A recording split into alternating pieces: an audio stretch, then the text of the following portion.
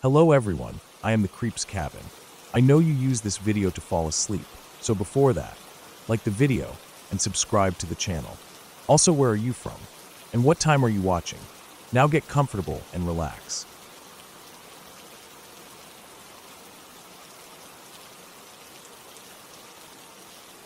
When I first got my driver's license, the freedom felt unreal.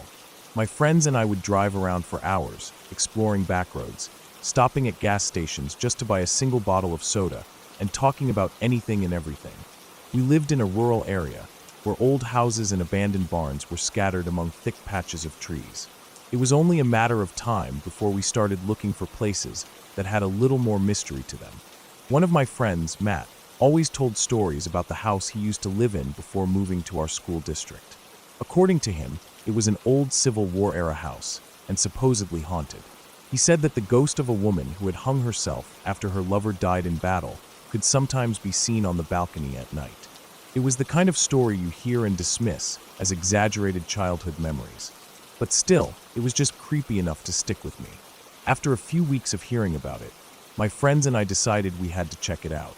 One night, a group of us piled into my car and headed toward the house. It was about 10 miles out, deeper into the woods than I expected. The road leading up to it was barely a road at all, just a dirt path lined with thick trees that made everything feel darker than it should have been. When we got there, it was obvious that the place had been abandoned for at least a decade. The windows were either boarded up or broken, and the paint was peeling off in thick, curling strips. It looked exactly how you'd expect a haunted house to look. Despite the state of it, we weren't deterred. We started trying doors, looking for a way in. The front door was locked. We moved around the house, testing every single entrance we could find, but they were all locked too. It was a massive house, so it took some time. Finally, we reached the last door. My buddy reached for the doorknob, and that's when we heard it. A scream. A horrible, blood-curdling scream, like that of a woman in pain. It came from somewhere in the woods, but it was close enough that we all froze. It was unlike anything I had ever heard before. My heart was pounding in my chest, and for a few seconds, none of us said a word.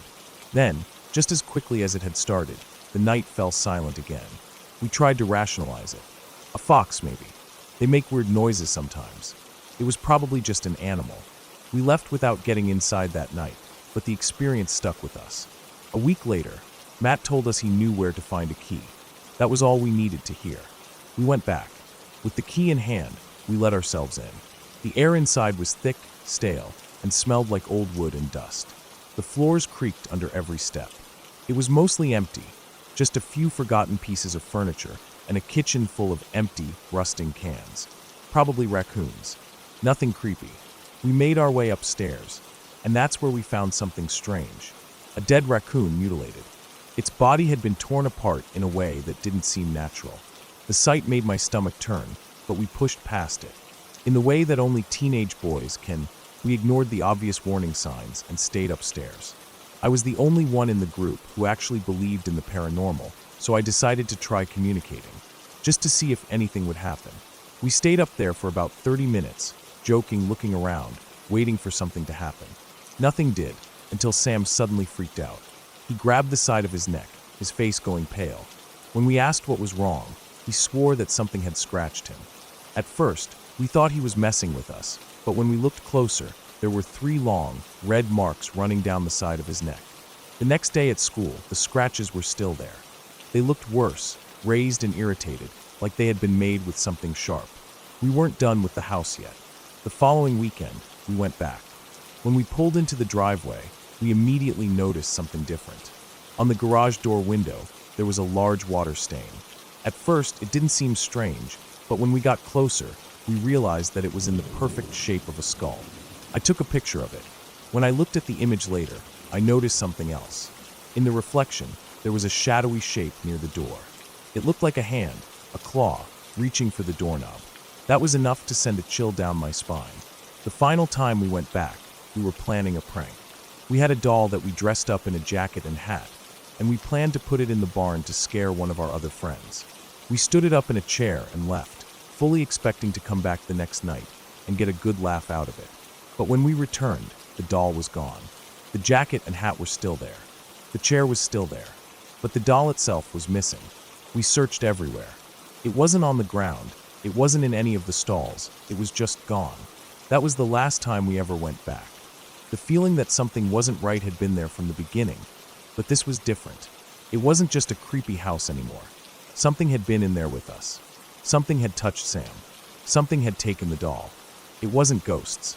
It wasn't some fairy tale horror story. But something was living there, watching us and waiting. Years later, I drove past the house again. It was still abandoned, still falling apart. The bank never sold it. No one ever moved in, and I never went back.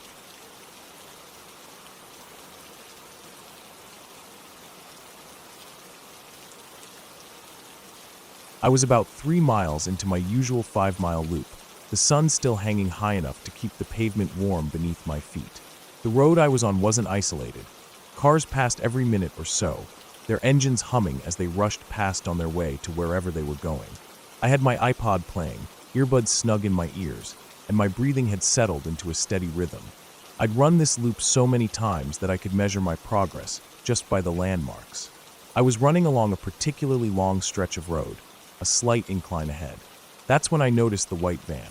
It was up ahead, maybe 100 feet in front of me, pulled over to the side of the road.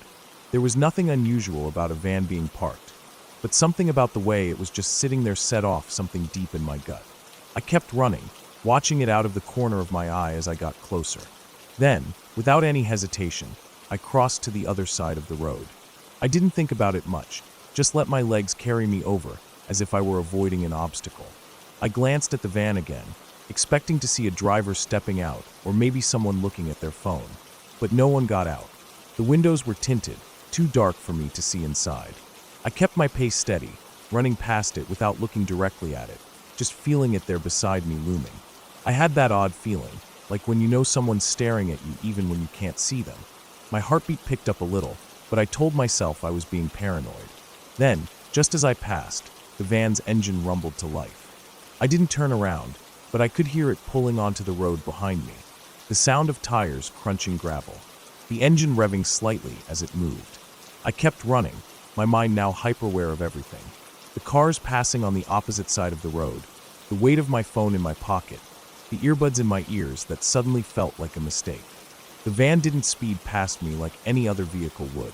Instead, it pulled onto the other side of the road, just ahead of me again, stopping about 100 feet in front, just like before. That's when my stomach dropped. This wasn't coincidence. This wasn't someone checking their GPS or taking a break. This was deliberate.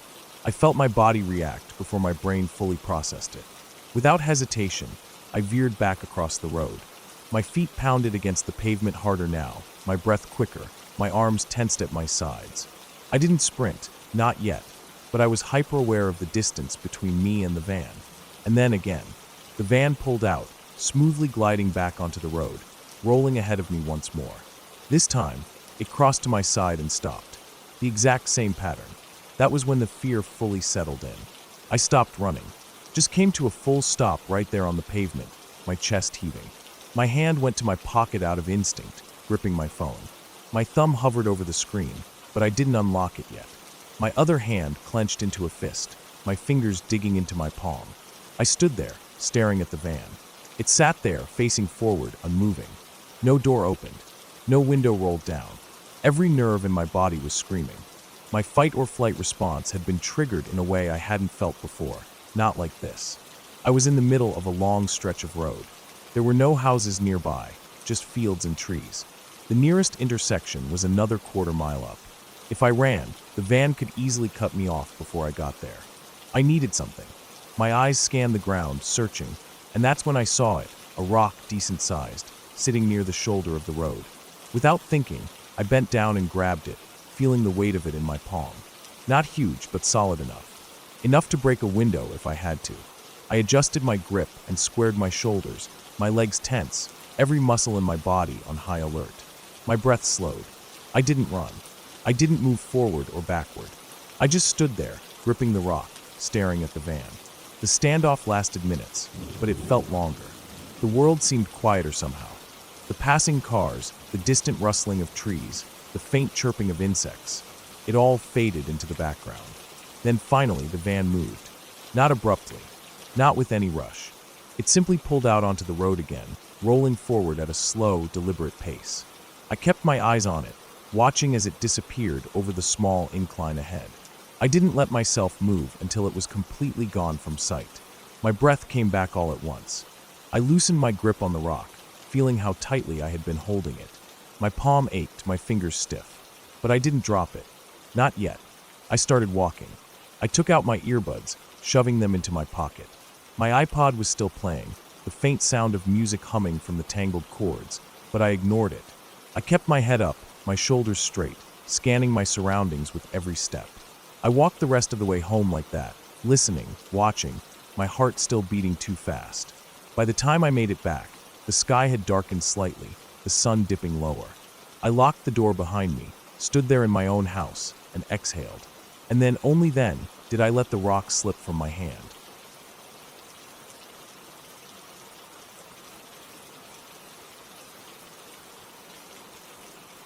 I had never really believed in things like that. I mean, sure, I'd heard the stories. My brother-in-law had even preached about it at church, saying he'd been attacked in his sleep. But I wrote it off as sleep paralysis, the kind of thing that happens when your mind wakes up before your body does. I had even laughed a little when he talked about it, shaking my head at how seriously he took it. But then Saturday happened. I was at my boyfriend's place, just a normal evening. We had spent most of the day together, watching TV, talking about nothing, just one of those lazy, comfortable days. Sometime in the evening, he stepped outside onto the patio for a cigarette, and I stretched out on the couch, my body sinking into the cushions. The sound of the TV was soft in the background, some show playing that I wasn't really watching. I closed my eyes, just for a moment, just to rest them. I don't know when I fell asleep. I only know that when I woke up, I couldn't move. At first, I thought I was just groggy, that weird in-between state where you're still half asleep but aware of your surroundings. I could hear the TV, the sound of the lighter flicking outside as my boyfriend lit another cigarette. But my body wouldn't respond. My arms, my legs, nothing moved. I tried to shift, to roll over, but I was frozen. My chest tightened, a slow, creeping panic rising up from my stomach. I was awake, but I wasn't. The dream came in layers, each one worse than the last. The first one was simple. I thought I had woken up, but I still couldn't move. I was staring at the ceiling, my breathing shallow, my limbs heavy. I tried to call out, to say my boyfriend's name, but no sound came out. I could hear the muffled noises from outside, the sound of the wind shifting the patio chairs. I told myself to calm down, that it was just sleep paralysis, that I had read about this before. But then I woke up again, or at least I thought I did. This time, I could move my arms. I lifted them, staring at my hands, flexing my fingers. I reached out, trying to pull myself up. The room was dim, the glow from the TV casting shadows along the walls. Everything looked the same, but something felt wrong. Off. I swung my legs off the couch, feeling the cold floor beneath my feet. I stood up and took a step forward. Then I woke up again. I was still on the couch, still unable to move. The fear was settling in now, deep in my chest like a weight pressing down on me. My heart was pounding, my breath coming short and fast.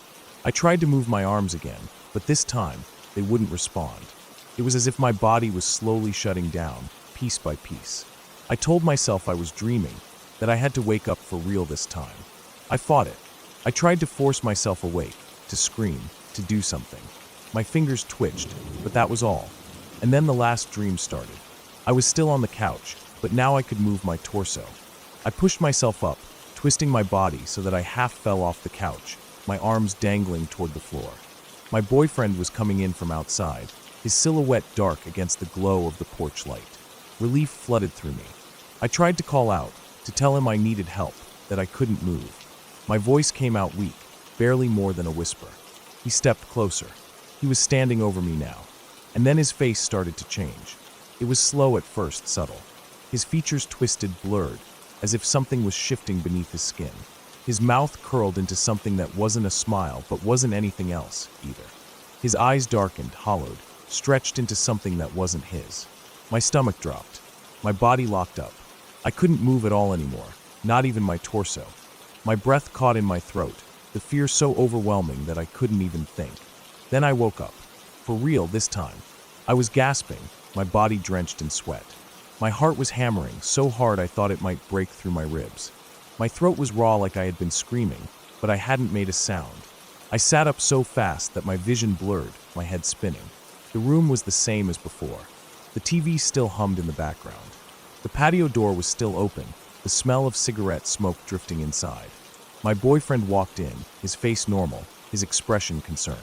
He asked if I was okay, if I had had a bad dream. I nodded, swallowing hard, trying to steady my breathing. I didn't tell him what I saw.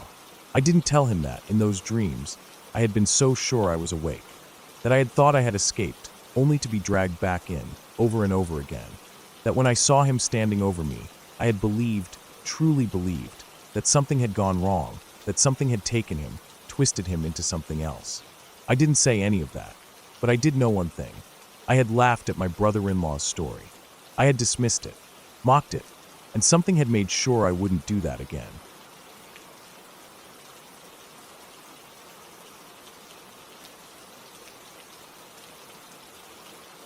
The second to last night in the Bahamas was supposed to be just like the others.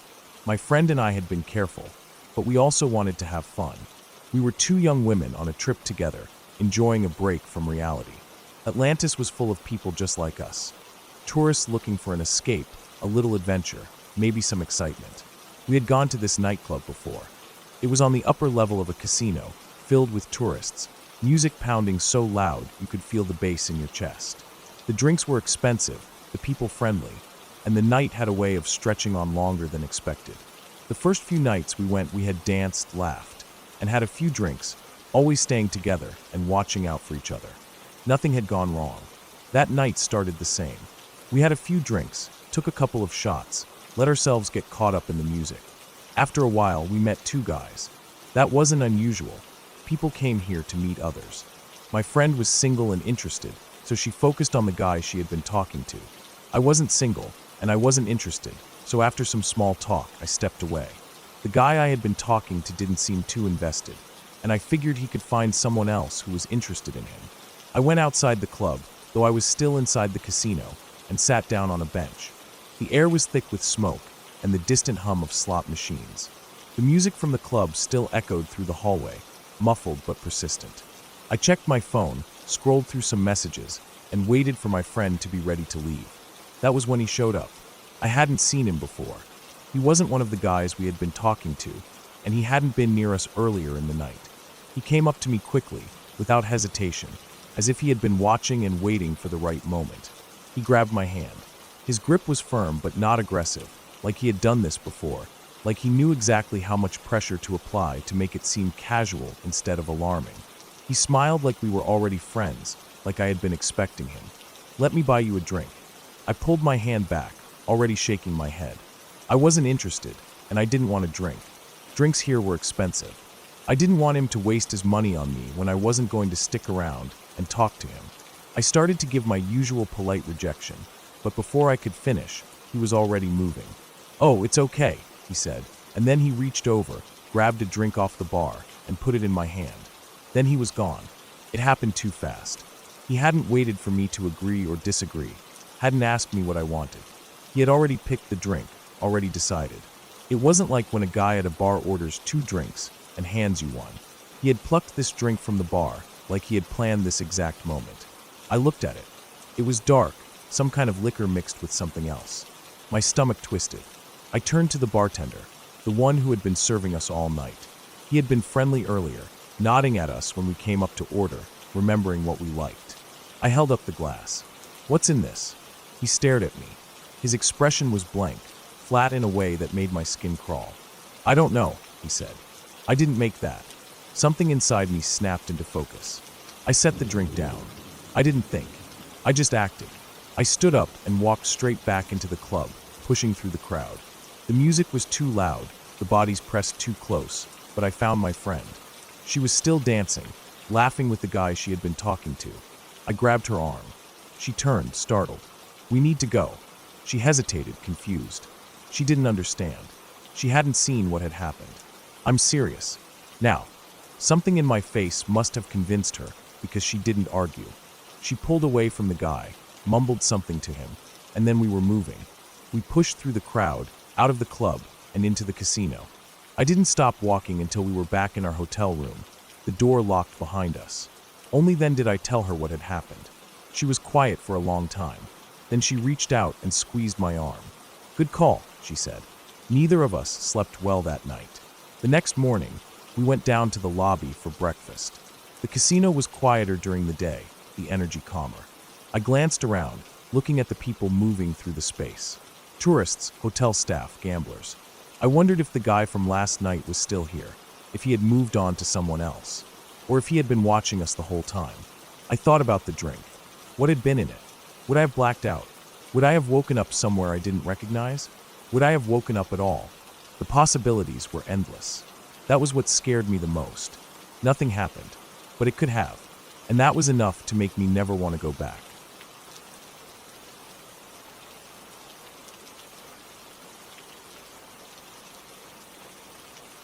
I was a freshman in high school when someone close to me attempted suicide.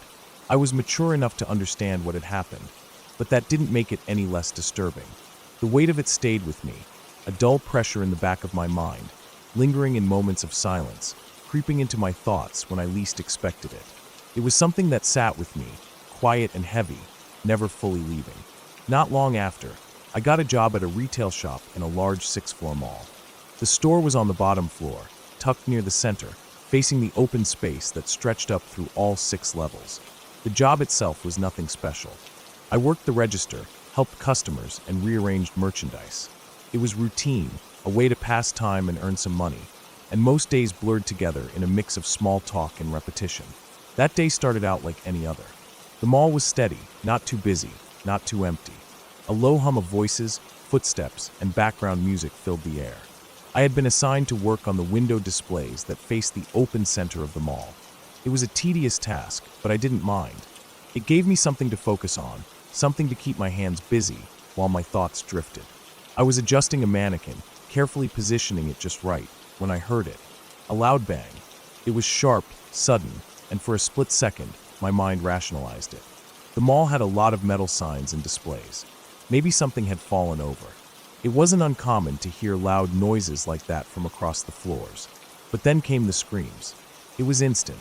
A wave of panic rippled through the open space of the mall, voices overlapping, rising in shock and terror. My head snapped up, eyes darting to the center of the mall, where people had started to gather, backing away, shifting uncertainly. And then I saw him, a young man, lying on the floor. There was so much blood. It pooled around him, dark and thick, spreading outward across the tile. He wasn't moving. He wasn't groaning or gasping. He was just there, a lifeless body, crumpled, unnatural. I stared, unable to process what I was looking at. Somewhere in my mind, something was telling me to move, to look away, to do something, but I couldn't. My hands were frozen where they had been adjusting the display, fingers still gripping the fabric of the mannequin's shirt. I looked toward the entrance of my store. A few customers stood near the doorway, looking confused, startled by the screams, but they hadn't seen what had happened. The rest of the shoppers inside were completely oblivious, continuing to browse through racks of clothing as if nothing had happened. The disconnect was jarring. I turned to my coworker, my voice barely working. I told them that someone had jumped. They misunderstood at first. They thought I meant someone had been in a fight, that they had been beaten up and left lying there. No, jumped. I said it again, emphasizing the word, making sure they understood. The realization dawned on them, their face shifting from confusion to horror. And then everything changed. Tamalhutun. Security rushed in, pushing back the onlookers, blocking off the area. Stores were told to close. Employees were sent home. The hum of normalcy was gone, replaced with something else, something heavy and suffocating. I left the store in a daze, barely registering the drive home. That night, I lay in bed, staring at the ceiling, replaying the image over and over again.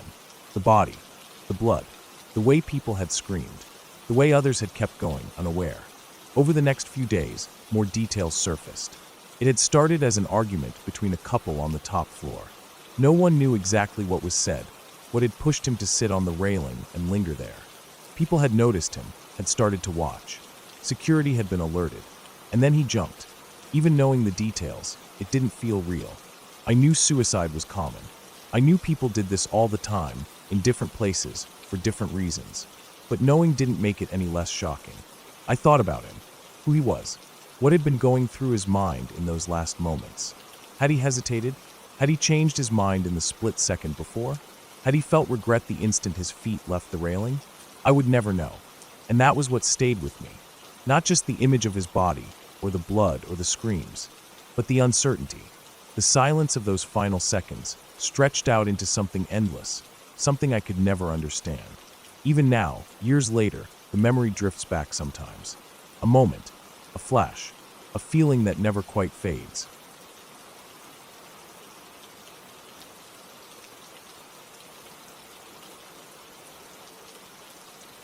It started small, things that could be explained away or brushed off. A door handle turning slightly, as if someone was about to enter, only for no one to be there. Objects falling from shelves, things moving slightly from where we had left them. My family and I joked about it, called it our little ghost. We even gave it a name, Larry. Just a harmless joke, something to laugh about when the house creaked at night or when the wind rattled the windows. But the night on the couch changed everything for me. I had fallen asleep in the living room, something I did often when I was too tired to make it to my bed. The glow of the television faded as I turned it off, plunging the room into darkness. The only sound was the occasional hum of the refrigerator in the kitchen and the distant ticking of a clock somewhere in the house. I closed my eyes, letting the exhaustion pull me under. Then I heard it, breathing. It was close, right next to my ear. I held my breath, trying to convince myself I was imagining it, that my mind was playing tricks on me. But then it got louder. Slow, deliberate breaths, each one so clear, so distinct, that I could feel the faint stir of air against my skin. My body went rigid, my heart hammering in my chest. I tried to move, to open my eyes, to turn and look, but fear rooted me in place. Then I felt it, the lightest touch against my ear, like fingertips barely grazing my skin. That was when the panic took over. I bolted upright, twisting toward the nearest light switch, my breath coming in short gasps. My fingers fumbled for the switch, and when the room flooded with light, I turned, expecting, dreading, to see something standing there. Nothing. The room was empty. The couch, the coffee table, the TV stand, everything exactly as it should be. But I knew what I had heard, what I had felt. It had been real. Too real. I barely slept after that. Every little noise made my skin crawl. Every creak in the house, every whisper of wind against the windows sent my heart racing. I told myself it had been my imagination, but deep down, I didn't believe it. And then things got worse. I started hearing my name. Soft at first, almost lost in the background noise of the house. A whisper that could have been the wind. But then it became clearer, more distinct. I would be in my room, completely alone, and hear it, someone saying my name from down the hall. The first time, I called back, thinking it was one of my siblings. When no one answered, I checked. Every room was empty. My siblings had their own experiences.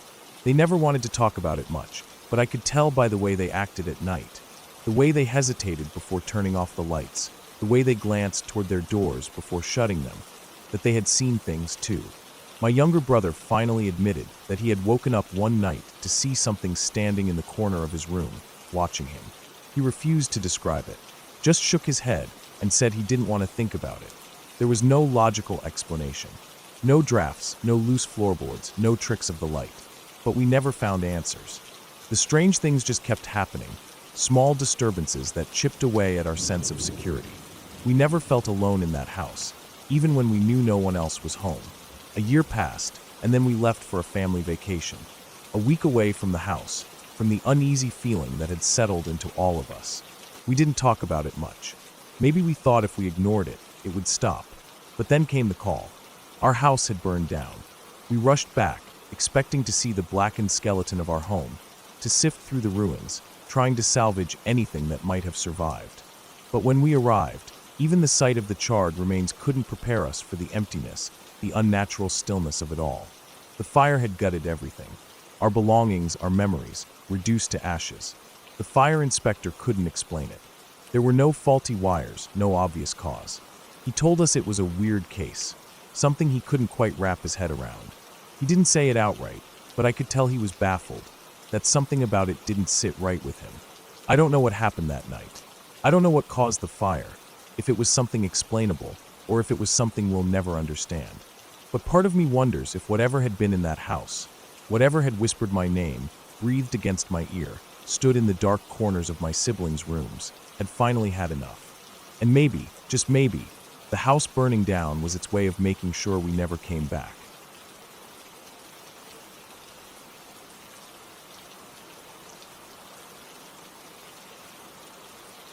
It was late when we got back. The kind of late where the air is still, where even the hum of distant traffic seems quieter.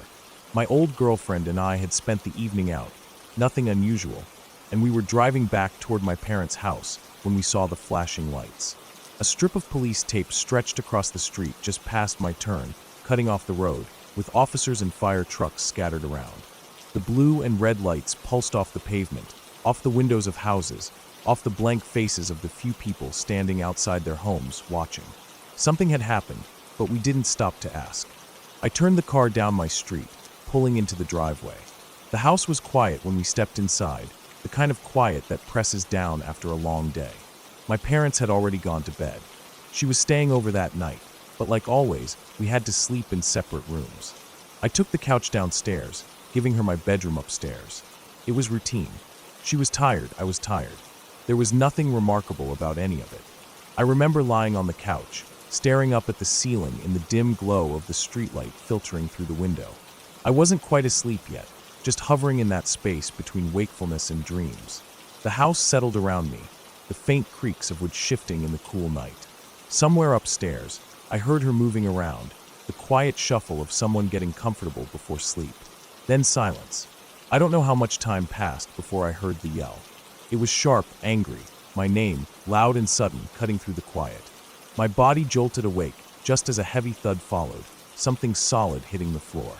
For a second, I just lay there, confused, the lingering haze of sleep making everything feel unreal. Then I sat up. I could hear her footsteps moving fast down the stairs. Her voice was tight, almost shaking with frustration. "What the hell?" she started, but as she reached the bottom step, she stopped. I saw her face shift, confusion replacing anger. I was still on the couch. Whatever she had been about to say died in her throat. Her eyes flicked to the staircase behind her, then back to me, as if she were trying to piece something together in real time. I was wide awake now, sitting up, my heart thudding a little too fast. "What's wrong?" I asked. She didn't answer right away. Then carefully, like she was still working through it, she said, "Something grabbed me." I frowned. "What?" She swallowed. "My ankle. Something grabbed my ankle and pulled me. Hard." Her voice was steady, but there was something behind it, something unsettled. "I thought it was you." We both sat there for a long moment, the weight of her words hanging between us. Then, upstairs, something thumped against the floor. We both turned toward the ceiling, the sound unmistakable. Something moving. Another thump. Then another.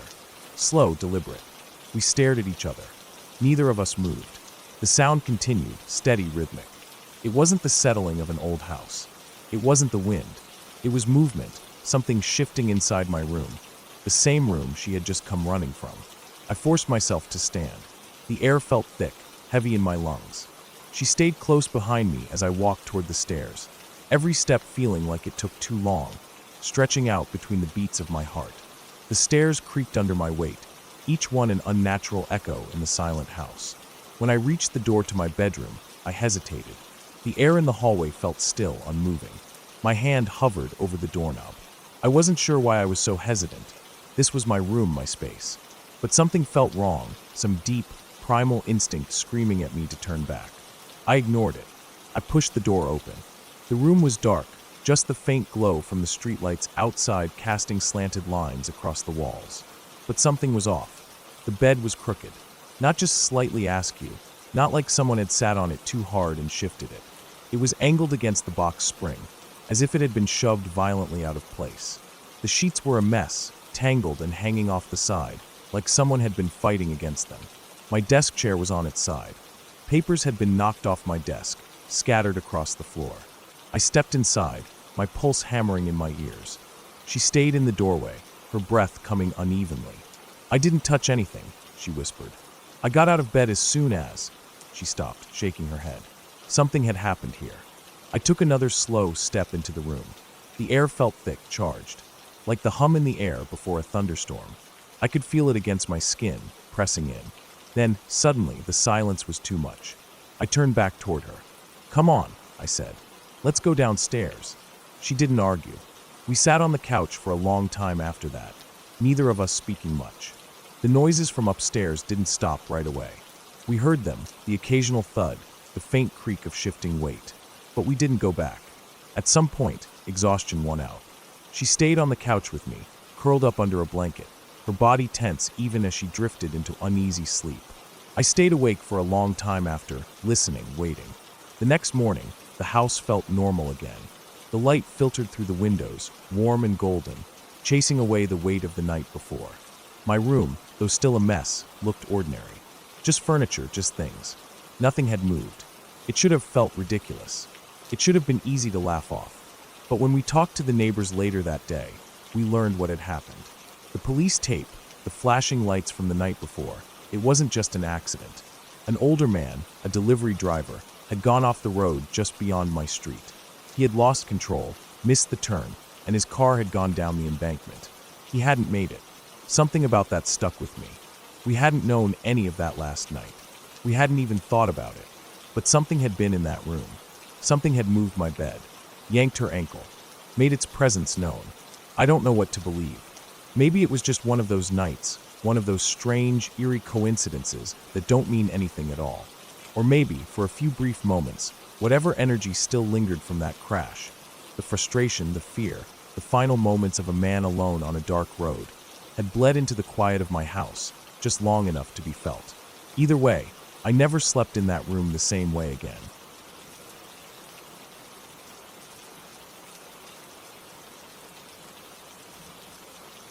The first time my brother and I heard the sound, we were lying in bed, staring up at the ceiling in the dark. It was faint but distinct, like a small bell ringing, high-pitched, delicate but consistent. At first, we thought it was coming from outside. Maybe wind chimes from a neighbor's house, or a pet's collar jingling as it moved around. But as we listened, something about it didn't seem right. It didn't move or fade the way outside sounds usually did. It just rang, at odd intervals, never seeming to come from the same exact spot. Our bedroom was at the back of the house, right next to our parents' room. We had a single window that faced the backyard and a door that led into the hallway. Nothing in the room itself should have been making noise. We didn't have wind chimes. We didn't have any toys that made sounds like that. And yet, the bell kept ringing.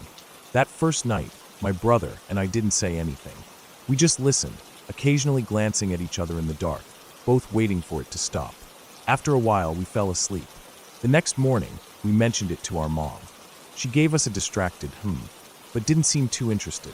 It wasn't until we heard the sound again the next night, and the night after that we really started paying attention to it. It was never constant, but it always happened in the late evening, usually after we had turned off the lights and settled into bed.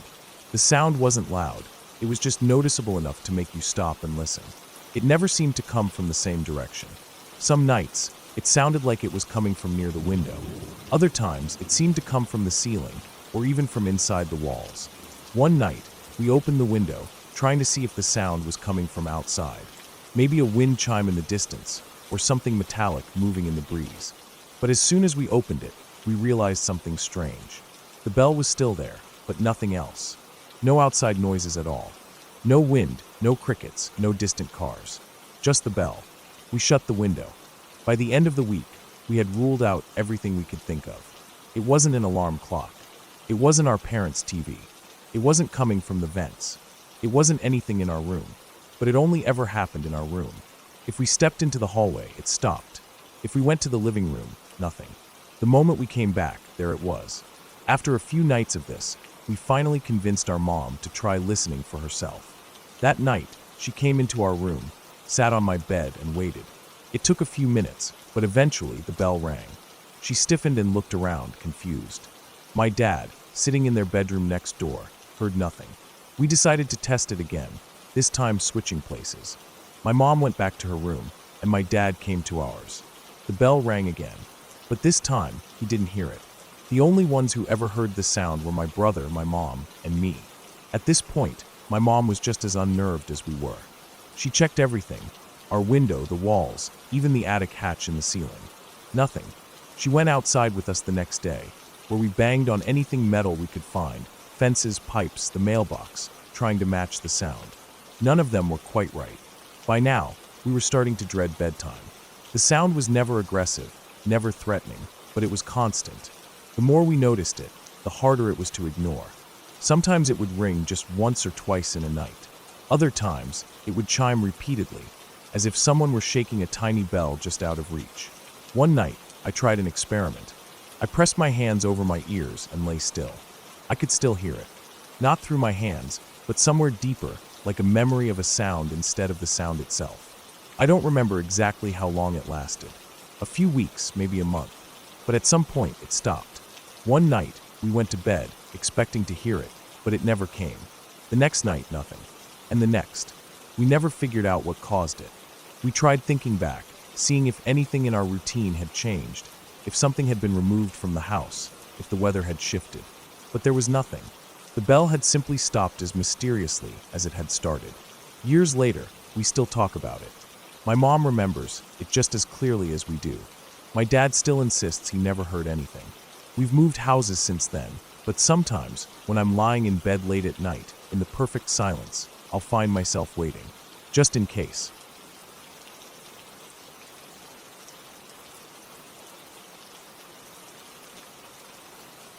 When I was 17, I had my wisdom teeth removed.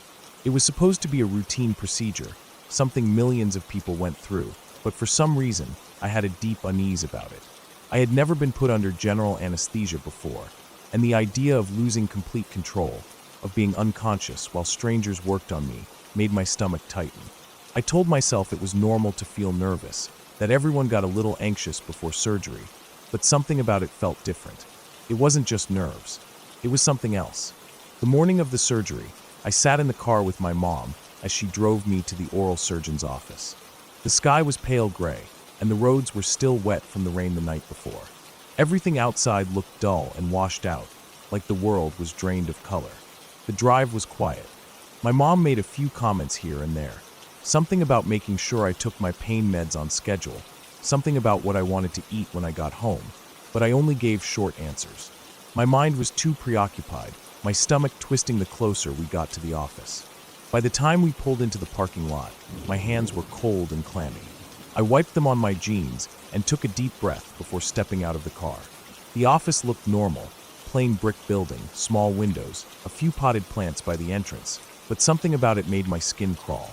It was stupid, I told myself. Just my nerves getting the best of me. Inside, the waiting room smelled like disinfectant and artificial vanilla. There were a few other patients sitting in the chairs, flipping through magazines or staring at their phones. The receptionist smiled when we walked in, handing me a clipboard with paperwork to fill out. My hands shook as I wrote my name, my date of birth, my medical history. By the time I handed the clipboard back, my throat felt dry. It wasn't long before a nurse called my name. My mom gave me a reassuring smile as I followed the nurse through the door and down a narrow hallway. The exam room was small, with a reclining chair in the center and a tray of shiny metal instruments nearby. A heart monitor beeped softly in the background. The nurse asked me a few questions, if I had eaten or drunk anything that morning, if I had any allergies, before placing a blood pressure cuff around my arm. I sat there, trying to steady my breathing as she hooked me up to the monitors. My heart rate was faster than normal, and I felt lightheaded, like I wasn't fully there, like I was already slipping away. The nurse patted my arm and told me the doctor would be in soon before stepping out, leaving me alone with the steady beeping of the monitor. A few minutes later, the oral surgeon walked in, a man in his late 40s with short, graying hair. He smiled as he greeted me, his voice calm and professional, but I barely registered what he was saying. Another doctor, a woman with dark hair pulled back into a bun, followed behind him. She was the anesthesiologist, the one who would be putting me under. They explained the procedure again, but my head was swimming. I nodded along, barely processing their words. Then the anesthesiologist leaned over me, adjusting the four in my arm. "Just relax," she said softly. "You'll be asleep before you know it." I felt the cold rush of medication flooding my veins. My vision blurred. The room tilted, and then darkness. But I wasn't gone. Not completely. I could hear them. It was strange, like I was floating somewhere just outside of my body. I couldn't move. I couldn't see, but I could hear everything. A wind was circling me. I don't know how else to describe it. It wasn't a real wind, not like the kind you feel on your skin, but I could hear it, like air rushing in a perfect loop around me. It was gentle at first, rustling something nearby, maybe the curtains that sectioned off the separate surgical areas. Then I heard the voices. To my right, the woman's voice, calm, soothing. "It's okay," she murmured. "You can let go." The wind shifted. To my left, the man's voice, sharp, insistent. "No, no, you can't. Just stay where you are. Stay here." The wind circled again. "It's okay. You can let go." "No, no, you can't. Stay here." The words repeated over and over, the voices coming faster, overlapping, twisting together like a knot in my mind. The wind grew stronger. It wasn't just sound anymore. I could feel it now, pushing at me, pulling me. I wanted to move. I wanted to wake up. But my body wasn't mine anymore. I don't know how long it went on like that. Time didn't exist in that space. It could have been seconds, or hours, or days. The wind kept circling. The voices kept coming. My thoughts started slipping away, unraveling like thread. Then, all at once, nothing. I woke up. The room was too bright. My whole body felt heavy, like I had been buried under 100 pounds of sand. My throat, God, my throat, was raw, burning, like I had swallowed a mouthful of broken glass. I tried to move, but my limbs wouldn't cooperate. My vision was blurry, shapes and colors swimming together. I could hear muffled voices somewhere nearby, but I couldn't make sense of them. Then someone touched my arm. I flinched. It was the nurse. She was saying something, but my brain was still sluggish, still trying to catch up. It took me a long time to piece everything together, to remember where I was, what had happened. Later, after I had regained some sense of awareness, the doctor came in. He told me they had to extend my anesthesia, that I had needed an extra half hour under, that they had to shove a tube down my throat to keep me breathing. He smiled like it was no big deal, like it was just another routine adjustment in a routine procedure. But I couldn't shake the feeling that something wasn't right. I tried to tell my family about the voices, about the wind, but they just brushed it off. It was the anesthesia, they said. It messes with your head, makes you dream weird things. But I know what I heard. I know what I felt, and I can't explain it. Even now, years later, I still think about it. I still remember the feeling of the wind, circling, pulling, pushing. I still remember the voices. One telling me to let go. One telling me to stay. I don't know what would have happened if I had listened, if I had let go. And I don't think I ever want to know.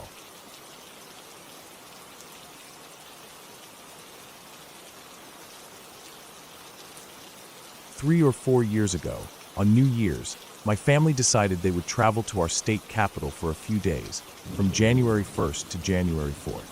I had no interest in going because my friends were staying in the city, and we had planned an end-of-year party. Since I was going to be out late anyway, I decided to sleep over at a friend's house instead of returning home alone that night. The party went well. We celebrated, ate, drank, and stayed up until the early morning. By the time we finally slept, it was already dawn.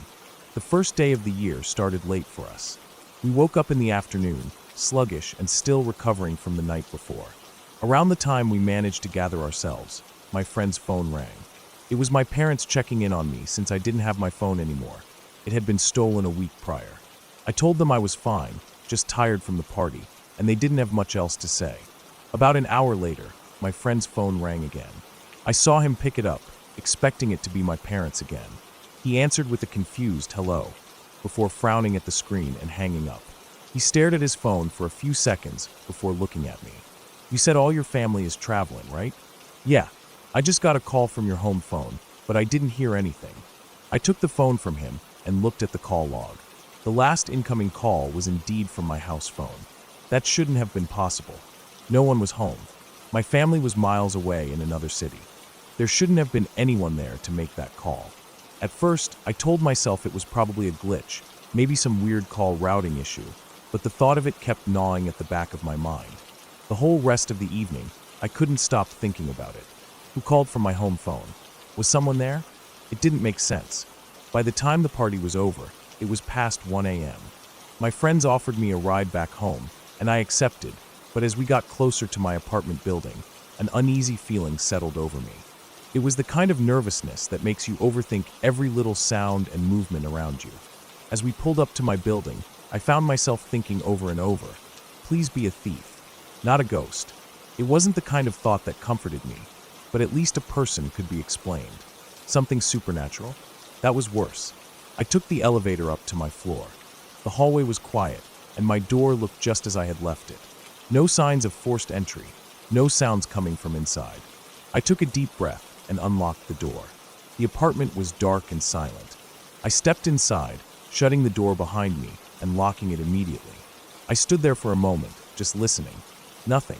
I turned on the lights and checked every room. The living room, empty. The kitchen, empty.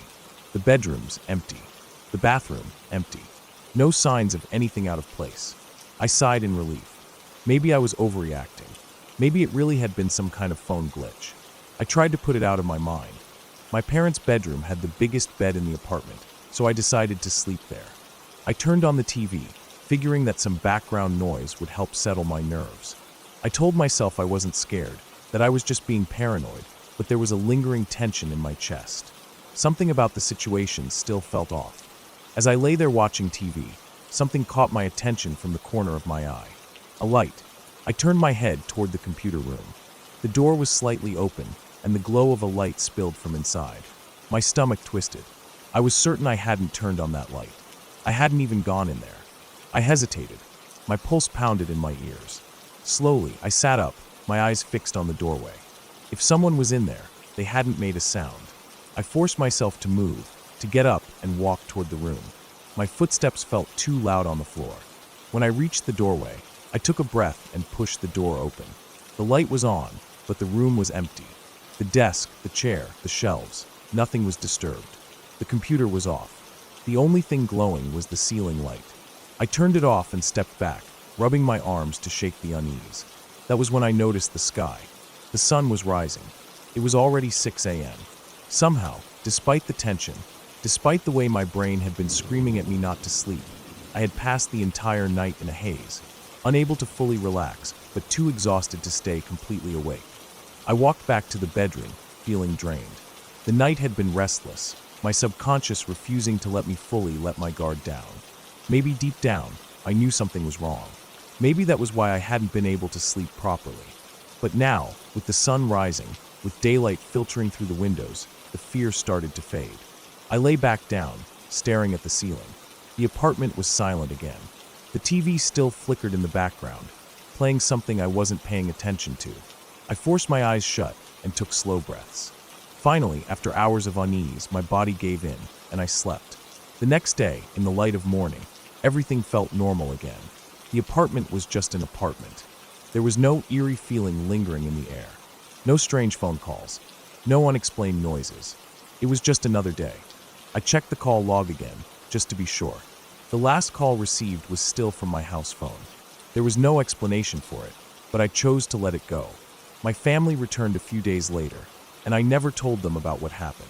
Even now, I don't know what to make of that night. Maybe it was nothing. Maybe it was just my paranoia playing tricks on me. Or maybe someone had been in my apartment, just waiting for me to fall asleep.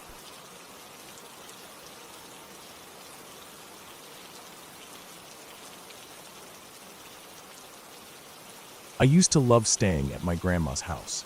It always felt warm and safe, the way a grandmother's home should feel. The kitchen smelled like old wood and tea, the kind that had soaked into the walls over years of quiet living. The air was always slightly stuffy but comfortable, and everything inside the house had been in the same place for as long as I could remember.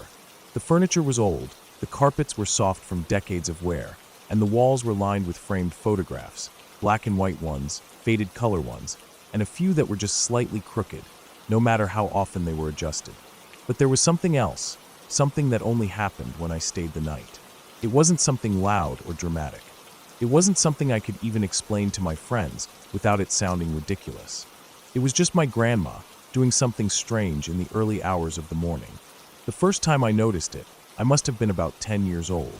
I woke up early, maybe around 5 or 6 in the morning, still groggy from sleep, but too awake to drift off again. The house was quiet, except for the faint creaking of the floorboards downstairs. I got up, rubbing my eyes, and shuffled to the hallway, looking down the staircase. The living room light was on.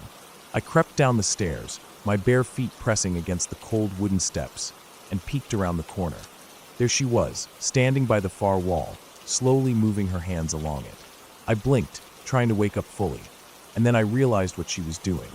She was hanging pictures, but not just any pictures, the same ones that were already supposed to be on the wall. The rest of the frames were on the floor, leaning against the wall, all turned so their images faced inward. I frowned, watching her silently work, picking up one frame at a time and pressing it carefully into its place. She moved with patience, with care, as if this was just part of her routine. I didn't say anything that first time. I just stood there for a moment, confused, before heading back upstairs. Maybe she had decided to rearrange them and changed her mind halfway through. Maybe she was dusting behind them. It didn't seem important at the time. But then it happened again. A month later, I was staying over again. Just like before, I woke up early, and just like before, I heard her moving downstairs. I felt a strange sense of déjà vu as I crept down the stairs, peering into the living room. There she was again, placing the pictures back on the wall. This time, I asked her about it. She didn't turn around when she answered, her voice calm and simple. Just putting the pictures back up. That was all. No explanation. No hesitation. Just a statement, like it was the most normal thing in the world. I didn't push it. But every time I stayed at her house after that, I paid attention. I never set an alarm or tried to catch her doing it. But whenever I happened to wake up early, she was always there, quietly fixing the frames. The older I got, the more I started to feel unsettled by it. I wasn't afraid of my grandma. She was the kind of woman who knitted sweaters and sent birthday cards with stickers on the envelopes. But the way she did it, so deliberately, so consistently, without ever talking about it, made something in the back of my mind itch. It was too strange to ignore. When I was 16, I finally got an answer. It was winter, and I had fallen asleep on the couch in the living room. I didn't even mean to stay there for the night, but the fire had been warm, and I had dozed off before I could drag myself upstairs. When I woke up, it was still dark outside. The fire had burned down to embers, and the air in the house was cold. And then I heard the familiar soft sounds. I turned my head slightly, barely moving, and saw her. She was placing the pictures back up. I stayed quiet for a moment, my breath slow and steady. But then I asked, my voice hoarse from sleep, "Why do you do that?" She didn't stop what she was doing. She just kept working, her movements as calm and practiced as ever. Because it keeps them happy. I felt a prickle at the back of my neck. "Who?" She sighed softly, pressing the last picture into place. "Someday I'll tell you." That was the end of the conversation. She turned off the light, padded back into the kitchen, and made herself a cup of tea like nothing had happened. I lay awake on the couch for a long time after that, staring at the pictures on the wall. The next morning, they were all in place like usual, as if nothing had happened. But the answer she had given me stuck in my mind. It keeps them happy. She said it so simply, like it wasn't anything to be concerned about. I never got another explanation. I never asked again. But to this day, whenever I visit, I still wonder. Because every single morning, without fail, the pictures are always exactly where they should be.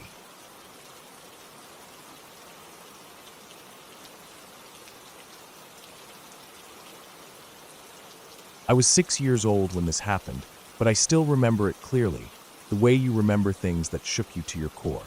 It was late at night, maybe past midnight, though at that age, I didn't have a clock in my room. I just knew it was late because my parents were screaming at each other again, and they always waited until they thought I was asleep before they really got into it. I had a small nightlight plugged into the wall beside my bed. It was the kind without a cord, just a little bulb in a plastic casing that plugged directly into the socket.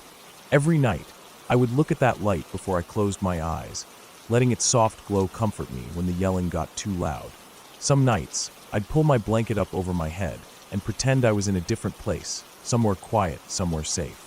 But I'd always leave just a small opening so I could see that glow, a reminder that I wasn't completely alone in the dark. This night was worse than usual.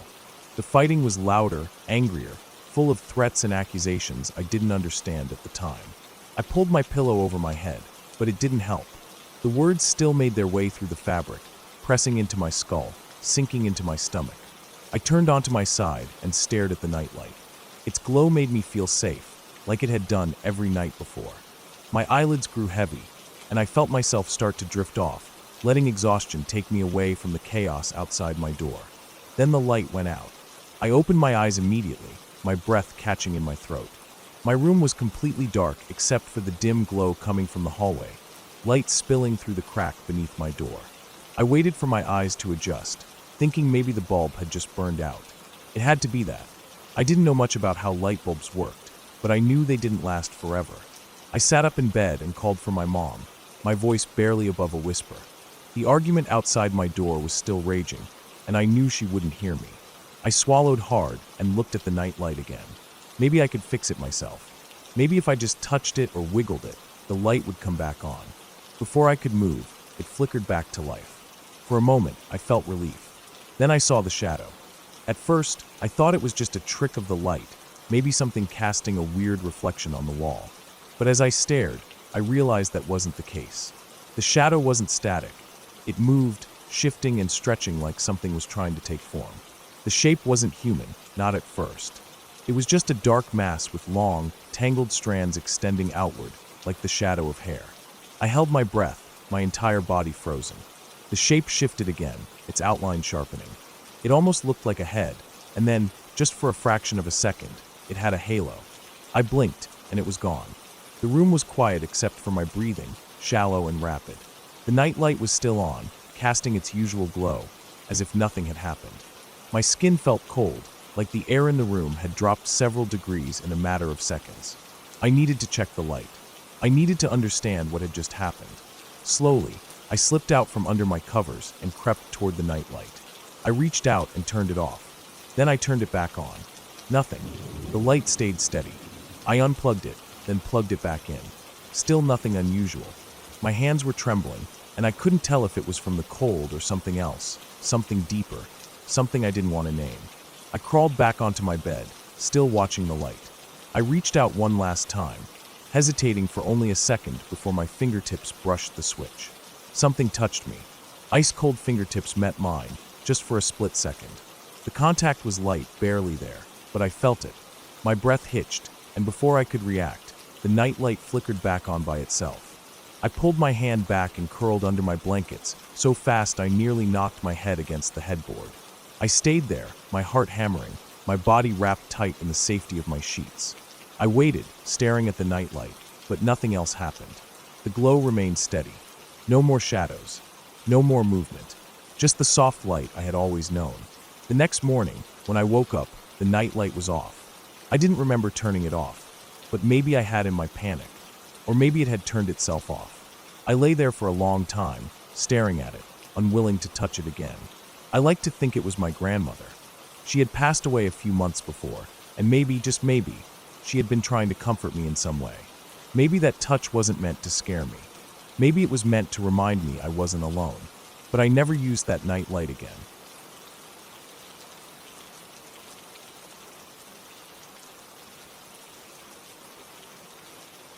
I was maybe 8 or 9 years old when this happened, still young enough that I liked sleeping with my door open, but old enough to be embarrassed by the habit. My room sat at the far end of a long hallway, a hallway that always seemed too dark at night, even with the soft glow from the hall lamp. There were 4 doors in that hallway, set in a way where no room directly faced another. My brother's room was diagonal to mine, across the hall, and the bathroom was adjacent. The way the doors were offset meant that if my door was open, I had a direct view into the bathroom whenever its door was left ajar. That bathroom had been the same for as long as I could remember, with brown wallpaper covered in dark swirling flowers. I had never liked that wallpaper. It felt suffocating, like the walls were closing in on you when you stood in there too long. But it was just wallpaper, nothing more. That night, I had gone to bed as usual. I always kept my door open just enough to let in the glow from the hall lamp. It wasn't much light, but it was enough to chase away the complete darkness. I remember lying there, waiting to drift off, when I noticed something odd. The light wasn't on. The hallway was pitch black. I sat up, already feeling uneasy. The light had always been on. It was left on deliberately, so none of us kids had to stumble around in the dark. I told myself the bulb must have gone out and climbed out of bed. The hallway felt colder than my room. I rubbed my arms as I made my way toward the lamp, flipping the switch a few times just to be sure. Nothing. I sighed and padded to the bathroom, where we kept spare bulbs in a drawer by the sink. The wallpaper seemed darker than usual under the dim glow from the nightlight plugged into the wall. I pulled open the drawer, rummaging around until my fingers brushed against the smooth glass of a bulb. Just as I wrapped my hand around it, I felt something.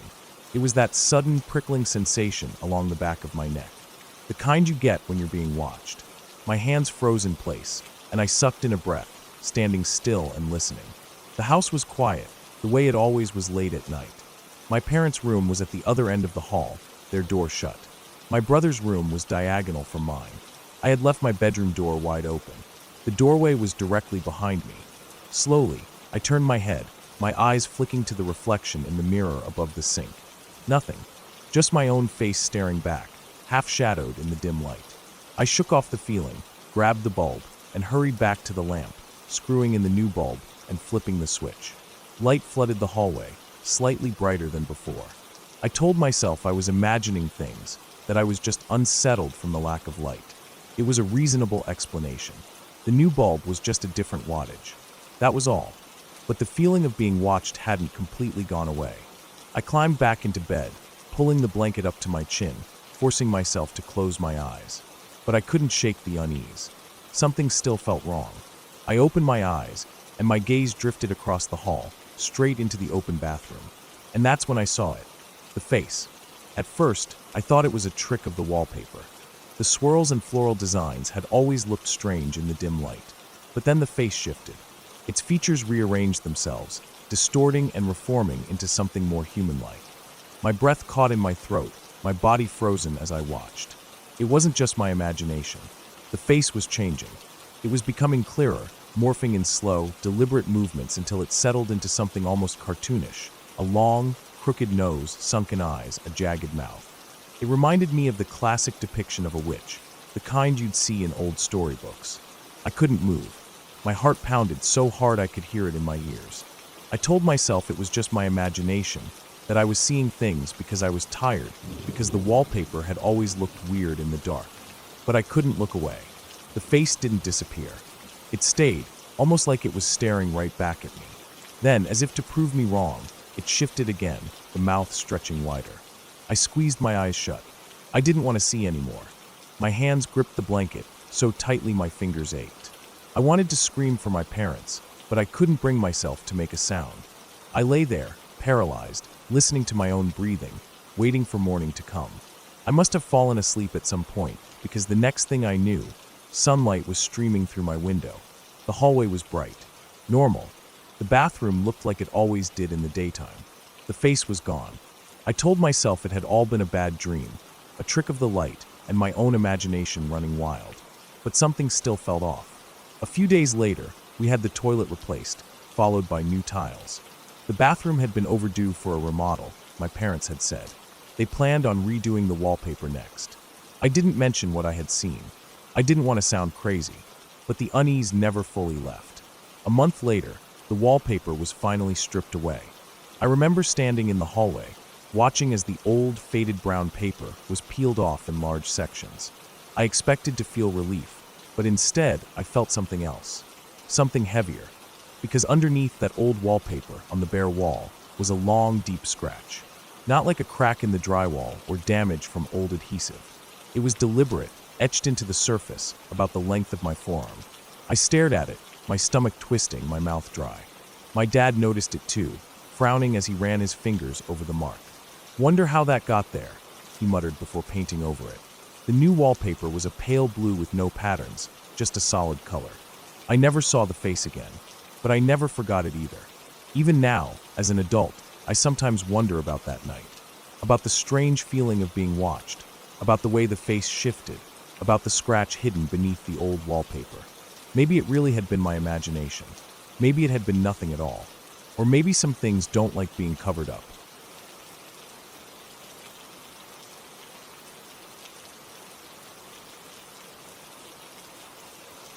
I was 16, living in Texas, in the middle of a brutal summer. The heat during the day was unbearable, the kind that made the air wavy above the pavement, made you feel like you were breathing in an oven. Even the nights held on to that heat, the concrete still radiating warmth hours after the sun had set. The only real escape was our above-ground pool, a 4-foot-deep circle of relief sitting in our backyard. That night, like most nights, I had a friend over.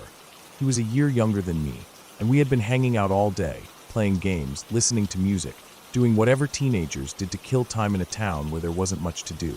When the sun finally set, we decided to go for a swim. The water, which had been like bathwater during the day, finally started to cool down a bit. Not much, but enough. We had been in the pool for maybe 40 minutes, splashing around, talking about nothing important. It was close to 11. The backyard was mostly quiet, except for the occasional chirp of crickets and the distant hum of cars passing on the highway a few miles away. My parents were inside, probably watching TV in their room. The only light outside was the dim glow from the porch, casting long shadows across the yard. I remember the moment clearly. I had just dipped under the water and come back up, wiping my face, shaking the water from my hair. As I looked toward the house, my eyes landed on something that made my stomach drop. It was standing about 5 feet from my bedroom window, completely still facing us. A massive white wolf. At least, that's what my brain told me at first. It had the shape of a wolf, tall, lean, powerful, but something about it was off. The fur wasn't just white. It seemed to glow, a pale light that didn't come from any outside source. The way the light hit it, it was like it was shining on its own. And then there were the eyes. Bright red. Not reflecting red, like an animal's eyes catching a flashlight. Just red. Solid. Burning. I felt my breath catch in my throat. My body locked up for a second before instinct took over. I dropped back into the water with a splash, my heart pounding against my ribs. My friend was already moving, wading toward the opposite side of the pool as fast as he could. I could hear the water sloshing, his breathing going sharp and quick. For a second, I didn't want to look again, but I had to. I peeked over the edge, just enough to see if it had moved. My skin felt too tight, my chest too small for the air I was desperately trying to suck in. It was gone. Just gone. I stared at the spot where it had been, my vision straining in the dim light. The yard was empty. Nothing but grass and shadows. No movement. No sound. My heart was still racing. I scanned the yard, looking for anything, white fur, glowing eyes, anything that would tell me I hadn't imagined it. But there was nothing. The silence was suffocating. Even the crickets had stopped. My friend and I didn't say a word to each other as we climbed out of the pool. We grabbed our towels, our hands shaking, and made our way toward the house. I felt exposed, like something was watching us, something just beyond my vision. Every step felt too slow, every second stretching too long. Inside, the air conditioning hit my wet skin, sending a shiver through me, but I barely noticed. I locked the door behind us. The sound of the bolt sliding into place was the first thing that made me feel even slightly safer. We didn't go back outside that night. We checked the yard from the windows, looked out every few minutes, scanning for any sign of movement. But we never saw it again. Eventually, we tried to shake it off, made excuses. Maybe it was a trick of the light. Maybe it was just my bad eyesight playing games with me. Maybe it was a stray dog, and the darkness made it look bigger than it was. But none of that explained the eyes. None of that explained the feeling that stayed with me long after that night. Even now, years later, I still think about it sometimes. I still remember the way my stomach dropped, the way my skin prickled, the way every instinct in my body told me that what I was looking at wasn't right.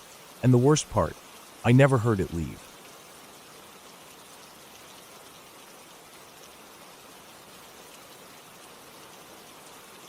I never believed in anything I couldn't explain.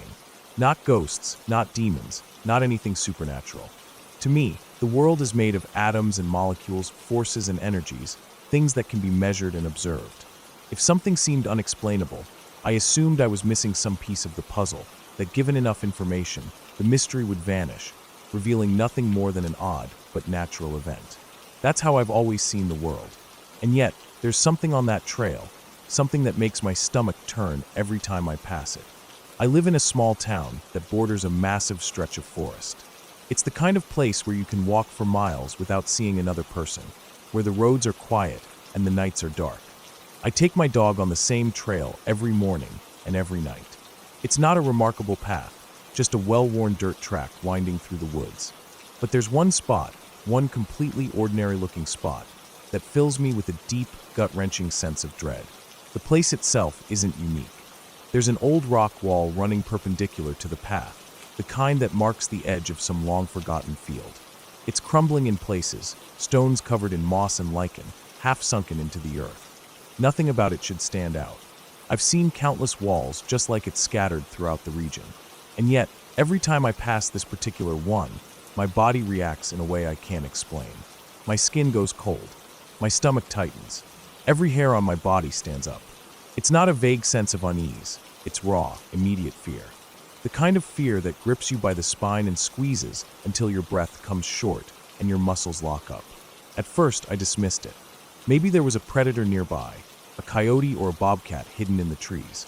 Maybe my instincts were picking up on something I couldn't consciously see. But my dog, a 60-pound mutt with more energy than sense, never seemed to notice anything unusual. He sniffed around like always, tail wagging, completely unbothered. If there was a threat nearby, wouldn't he react? Wouldn't his ears perk up or his body tense? But no, he acted like it was just another stretch of trail. And yet for me, the feeling of being watched, of being stalked, only grew stronger the longer I stood there. The worst part is that it's getting worse. The first few times, I just felt a little uneasy, like someone had walked over my grave. But now it's immediate. The second I step near that wall, it hits me like a punch to the gut. Some nights, if the air is particularly still, I feel like something is standing just behind me, so close that if I turned my head, I'd see it. But there's never anything there. The woods are empty, just trees and silence. And yet, that feeling lingers, heavy and oppressive, pressing down on me like the weight of the sky. I tried standing there once, forcing myself to stay, just to prove to myself that there was nothing wrong. It was the worst minute of my life. The longer I stood still, the stronger the feeling became. My breathing turned shallow, my hands clenched into fists. My brain screamed at me to run. I looked at my dog, who was completely unbothered, sniffing around in the underbrush. I told myself there was nothing there, that it was just my imagination. But my body didn't believe it. Every cell in me was telling me to move, to get away. The second I stepped forward, back onto the trail, the feeling lessened. Not completely, but enough that I could breathe again. I've never run from anything in my life. I don't believe in ghosts or demons or anything supernatural. But whatever is at that spot on the trail is real. Not in the way people talk about hauntings or spirits, but in the way that a coiled snake is real, in the way that a set of glowing eyes in the dark is real. It's a presence, something watching, something waiting, and it knows that I know. I started changing my routine, taking my dog on a different path whenever possible. But I can't always avoid it. Sometimes, habit takes me that way before I realize where I'm heading. Sometimes, I tell myself I'm being ridiculous, that I need to get over it. But every time I step near that wall, the fear returns, deep and primal. One night, I made the mistake of stopping there again. The dog was busy, nose buried in something interesting. I tried to ignore the creeping dread, tried to act normal. And then I heard it, a rustling in the leaves, soft but deliberate. Not the wind, not a small animal scurrying. Something larger. I turned my head slowly, heart hammering. Nothing, just the trees, the shadows. But the feeling was unbearable now, an overwhelming certainty that something was right there, just beyond my sight. I didn't stay to investigate. I called my dog and walked away, forcing myself not to break into a run. That was months ago. Since then, I haven't gone near that spot if I can help it. When I do, I move fast, head down, refusing to stop. And the feeling is always there, stronger than ever. I don't know what it is. I don't think I ever will. But I do know one thing. Whatever it is, it's watching. And it doesn't want me there.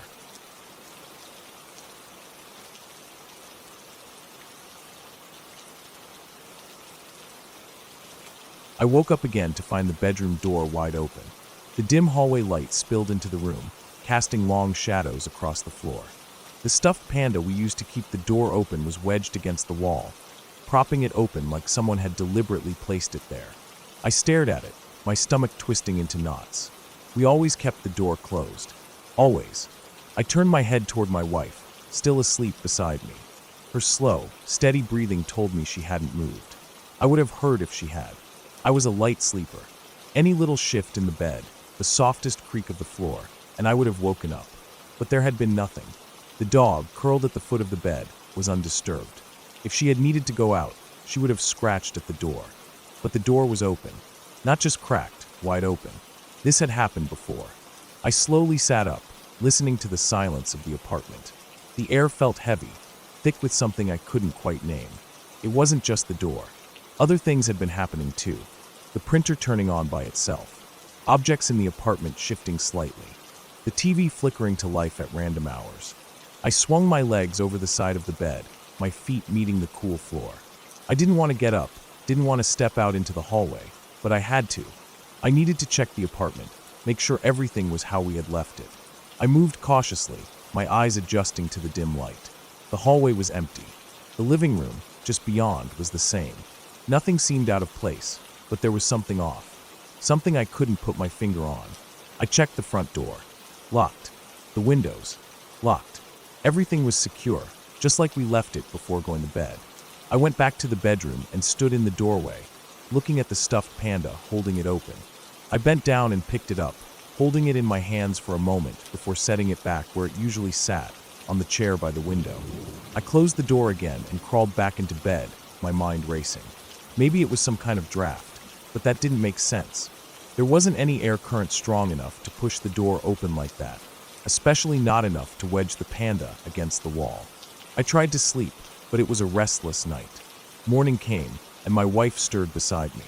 She blinked up at me, sensing something was wrong. The door was open again, I said quietly. She sat up, eyes wide. Again. I nodded. She pulled the blanket up to her chin, shaking her head. I hate this place, she muttered. I didn't blame her. I hated it too. We talked about moving, but it wasn't that easy. We still had months left on the lease, and breaking it would be expensive. But the idea of staying in this apartment for much longer made my skin crawl. That night, we made sure to lock our bedroom door. I woke up again, sometime in the early morning. The room was dark, but something felt different. Off. I sat up, my body tensed. The door was open again, but this time, the lock was still latched. I stared at it, my heart pounding in my chest. The door was open, but it was still locked. It didn't make sense. I reached over and shook my wife awake. "What?" she mumbled. I pointed. She followed my gaze and froze. Neither of us moved for a long time. Something wasn't right with this apartment, and we needed to get out.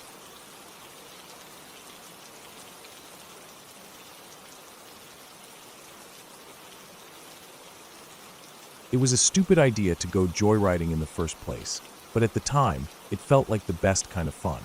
My friend had taken his mom's car without asking, and we were just cruising through the city, feeling free, untouchable, like nothing could go wrong. The roads were mostly empty, the streetlights buzzing softly as they flickered in and out of life. It was late or early, depending on how you looked at it. Maybe 2:30 in the morning, maybe later. Then his phone rang. His mom. I heard her voice through the speaker, sharp and angry even though I couldn't make out every word. We had to get back now. Not in 10 minutes, not soon. Now. My friend cursed under his breath and floored it, making the tires screech as we turned back toward his house. I didn't understand why she needed the car so badly at this hour, but it wasn't my problem. My problem was getting back home without getting caught. We got to his place, and she was already waiting outside, standing on the porch with her arms crossed. She didn't even look at me. Her eyes were locked on her son, and I knew he was in for it. She chewed him out the second he got out of the car. I just stood there awkwardly, feeling like I shouldn't be witnessing it. Then she got in the car and peeled off into the night, leaving us in the dim glow of the streetlight. I couldn't stay there. His mom would come back, and if my parents found out I was out this late, I'd be screwed. I had to go. Walking wasn't a great option, but it was the only one. So I started jogging. It was a bad neighborhood. Not the kind where people hang out on their porches all night, laughing and drinking. No, this was the kind where everything was silent. No cars passing by, no voices drifting from open windows, no music playing in the distance. Just silence and darkness. Most of the streetlights worked, but every few blocks, there would be one that was out, leaving stretches of the street completely black. I was wearing flip-flops, which was stupid. Every step felt wrong. They smacked against the pavement, too loud in the quiet. My feet ached, but I kept going. I told myself it wouldn't take that long. Then I saw the dog. At first, it was just a shadow at the edge of a streetlight's glow. A big shape, standing still, facing me. My heart started pounding. I slowed down, tried to act normal, like I wasn't scared. Like I wasn't out here alone in the middle of the night, completely exposed. The dog stepped forward into the light. It was a German shepherd, big, muscular. It didn't have a collar. Its fur was rough, unkempt, like it had been living on the streets. And it was staring at me. I had no choice but to keep walking. There weren't any other roads I could take, no side streets I trusted to lead me anywhere safe. I had to pass it. I stayed in the middle of the street, hoping it would just let me go. My footsteps were slow now, controlled. I kept my breathing steady. My body felt tight, like any sudden movement would trigger something in the dog, something I couldn't handle. Then it started circling me. Not rushing, not attacking. Just moving in a slow, deliberate circle, always about 10 feet away. My skin prickled. I could hear my own heartbeat in my ears. My hands clenched into fists, even though I knew that wouldn't help. If this thing wanted to take me down, I wouldn't be able to stop it. I didn't look at it directly, just kept walking. My mind was racing. I had no idea if it was aggressive or just curious. Maybe it was protecting something. Maybe it was hungry. Maybe it had been waiting for something like this, someone alone, vulnerable. The circling went on for what felt like forever. I kept expecting it to lunge, to snarl, to bark, to do something, but it didn't. It just kept moving with me, always at that same distance. Then, finally, I reached the end of the block. The dog stopped. I kept walking, faster now, still not running. Running would be a mistake. I could feel its eyes on my back, the weight of its stare. I wanted to turn around, but I didn't. I just kept moving. A few minutes later, when I finally gave in and glanced over my shoulder, the dog was still standing there, right in the middle of the street, under the streetlight, completely still, watching me. I turned away and didn't look back again. I don't remember the rest of the walk home. I know I kept checking my surroundings, waiting for the sound of claws on pavement, for heavy breathing, for anything. But nothing happened. I made it back without seeing the dog again. When I finally got inside, locking the door behind me, I realized my hands were shaking. I stood there in the dark for a long time, just listening to the silence of my own house. It felt unnatural after what I had just been through, like I had stepped into a different world entirely. The next day, I thought about going back to see if the dog was still there, but I didn't. I didn't want to know. I never took that route again.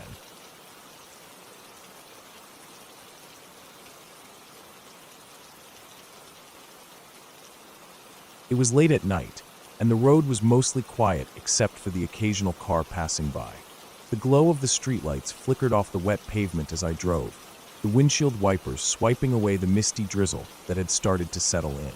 My friend sat in the passenger seat, scrolling through her phone, the dim blue light reflecting on her face. We had just left a small get-together at another friend's place. Nothing wild, just a casual hangout. She lived about 20 minutes away, and I didn't mind the drive. At night, the roads were peaceful, and I liked the quiet hum of the tires on the asphalt.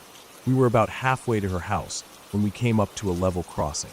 The red lights were flashing, and the barriers were down, signaling an oncoming train. I slowed the car to a stop behind a line of about 6 other vehicles. The train wasn't in sight yet, but the distant rumbling meant it wasn't far off. The headlights of the cars reflected off the metal rails, casting long streaks of light. I adjusted my grip on the steering wheel and let out a small sigh, settling into wait. My friend and I were talking, but not about anything important, just filling the silence. The kind of conversation where you speak because it feels more natural than sitting in total quiet. My eyes stayed fixed ahead, watching the taillights of the car directly in front of me. It was a small sedan, dark-colored, maybe navy or black, with a single woman in the driver's seat. Through her back windshield, I could see the glow of her dashboard and her hands resting on the steering wheel. She seemed calm, just waiting like the rest of us. Nothing out of the ordinary. The train finally came into view, its headlights piercing through the fog. It wasn't moving fast, just a slow, steady crawl across the tracks. The rhythmic clanking of the wheels against the rails filled the air, almost hypnotic in the quiet of the night. I glanced at my friend for a second, then back at the train. It was going to be a minute before we could move again.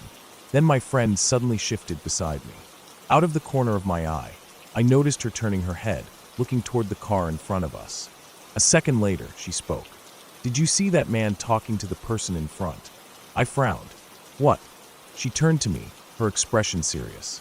"The man. He came out of the bushes over there." She gestured toward the right side of the road, where a patch of overgrown grass and trees lined the railway. He walked up to her car, leaned on the window frame, and started talking to her. Then he just turned and went back into the bushes. I blinked. "What man?" She looked at me like I was messing with her. "The guy. He was just there." You seriously didn't see him? I shook my head. There's no one else in her car. I know, she said. He wasn't in the car. He came from the side of the road. I turned my attention back to the woman in the sedan. She hadn't moved, hadn't even turned her head. From what I could see, she was just sitting there, staring ahead, hands still on the wheel. No sign that anyone had just leaned on her car and spoken to her. A strange unease settled in my stomach. I scanned the area where my friend had pointed, my eyes adjusting to the darkness beyond the glow of the streetlights. The bushes stood still, undisturbed. There was no movement, no sign of anyone lingering nearby. I hadn't seen anything, and the woman in front of me hadn't reacted at all. The train was almost past now, the last few cars rattling by. The warning bells were still ringing, but I barely noticed them. I felt a creeping tension in my shoulders, an instinctive sense that something wasn't right. My friend was still watching the bushes, her grip tightening slightly on her phone. The train cleared the crossing, and the red lights stopped flashing. The barrier began to rise. I expected the cars ahead of me to start moving immediately, but the sedan in front of me didn't budge. The other cars in front were already going, disappearing over the tracks, but she just sat there. I hesitated before giving a light tap on the horn. Just a short beep, nothing aggressive. She didn't move. Another second passed, then the car behind me honked, longer this time. The woman finally stirred. I saw her hands grip the wheel tighter, and then, almost reluctantly, she pressed the gas. The car rolled forward over the tracks, and I followed. As we crossed the railway, I felt a chill run down my spine. I couldn't explain why. Maybe it was the way she hadn't reacted to the supposed man at her window. Maybe it was the fact that I hadn't seen anything at all, yet my friend had been completely sure of what she saw. Or maybe it was something deeper, something about this place. I had heard stories about this section of the railway. People had died here, some from accidents, some by choice. Over the years, too many names had been attached to this spot, too many lives lost on these tracks. I had never put much thought into it before. Just another tragic place in a world full of tragic places. But as we drove away, I couldn't shake the feeling that something unseen had been watching us. That somewhere in the darkness beyond the trees, someone or something had been standing just out of sight. And for the first time in a long time, I felt the urge to drive a little faster, to put distance between us and whatever it was my friend had seen. She didn't bring it up again that night. Neither did I. But I knew we were both thinking the same thing.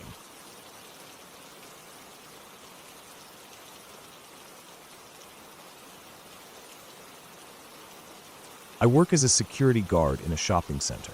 I've been here for 7 months now. Part of the job is locking up at night, and while it wasn't too bad in summer, now that the nights are getting longer, the place is pitch black when we turn off the lights. There's always been talk about weird things happening in the center. Stock falling off shelves for no reason, shadows in the corners of CCTV feeds. It's kind of a ritual for the older guards to scare the new ones. I've had people jump out at me from dark corridors, mannequins mysteriously shifting places overnight, and random spooky sounds played over the radio. Every time, it's just been my coworkers messing around. That's why I never took the stories seriously. It was all just a game to them, a way to make the long, boring night shifts a bit more entertaining. I got used to their tricks, and after a while, nothing really got to me anymore. I expected it. Every creak, every sudden noise.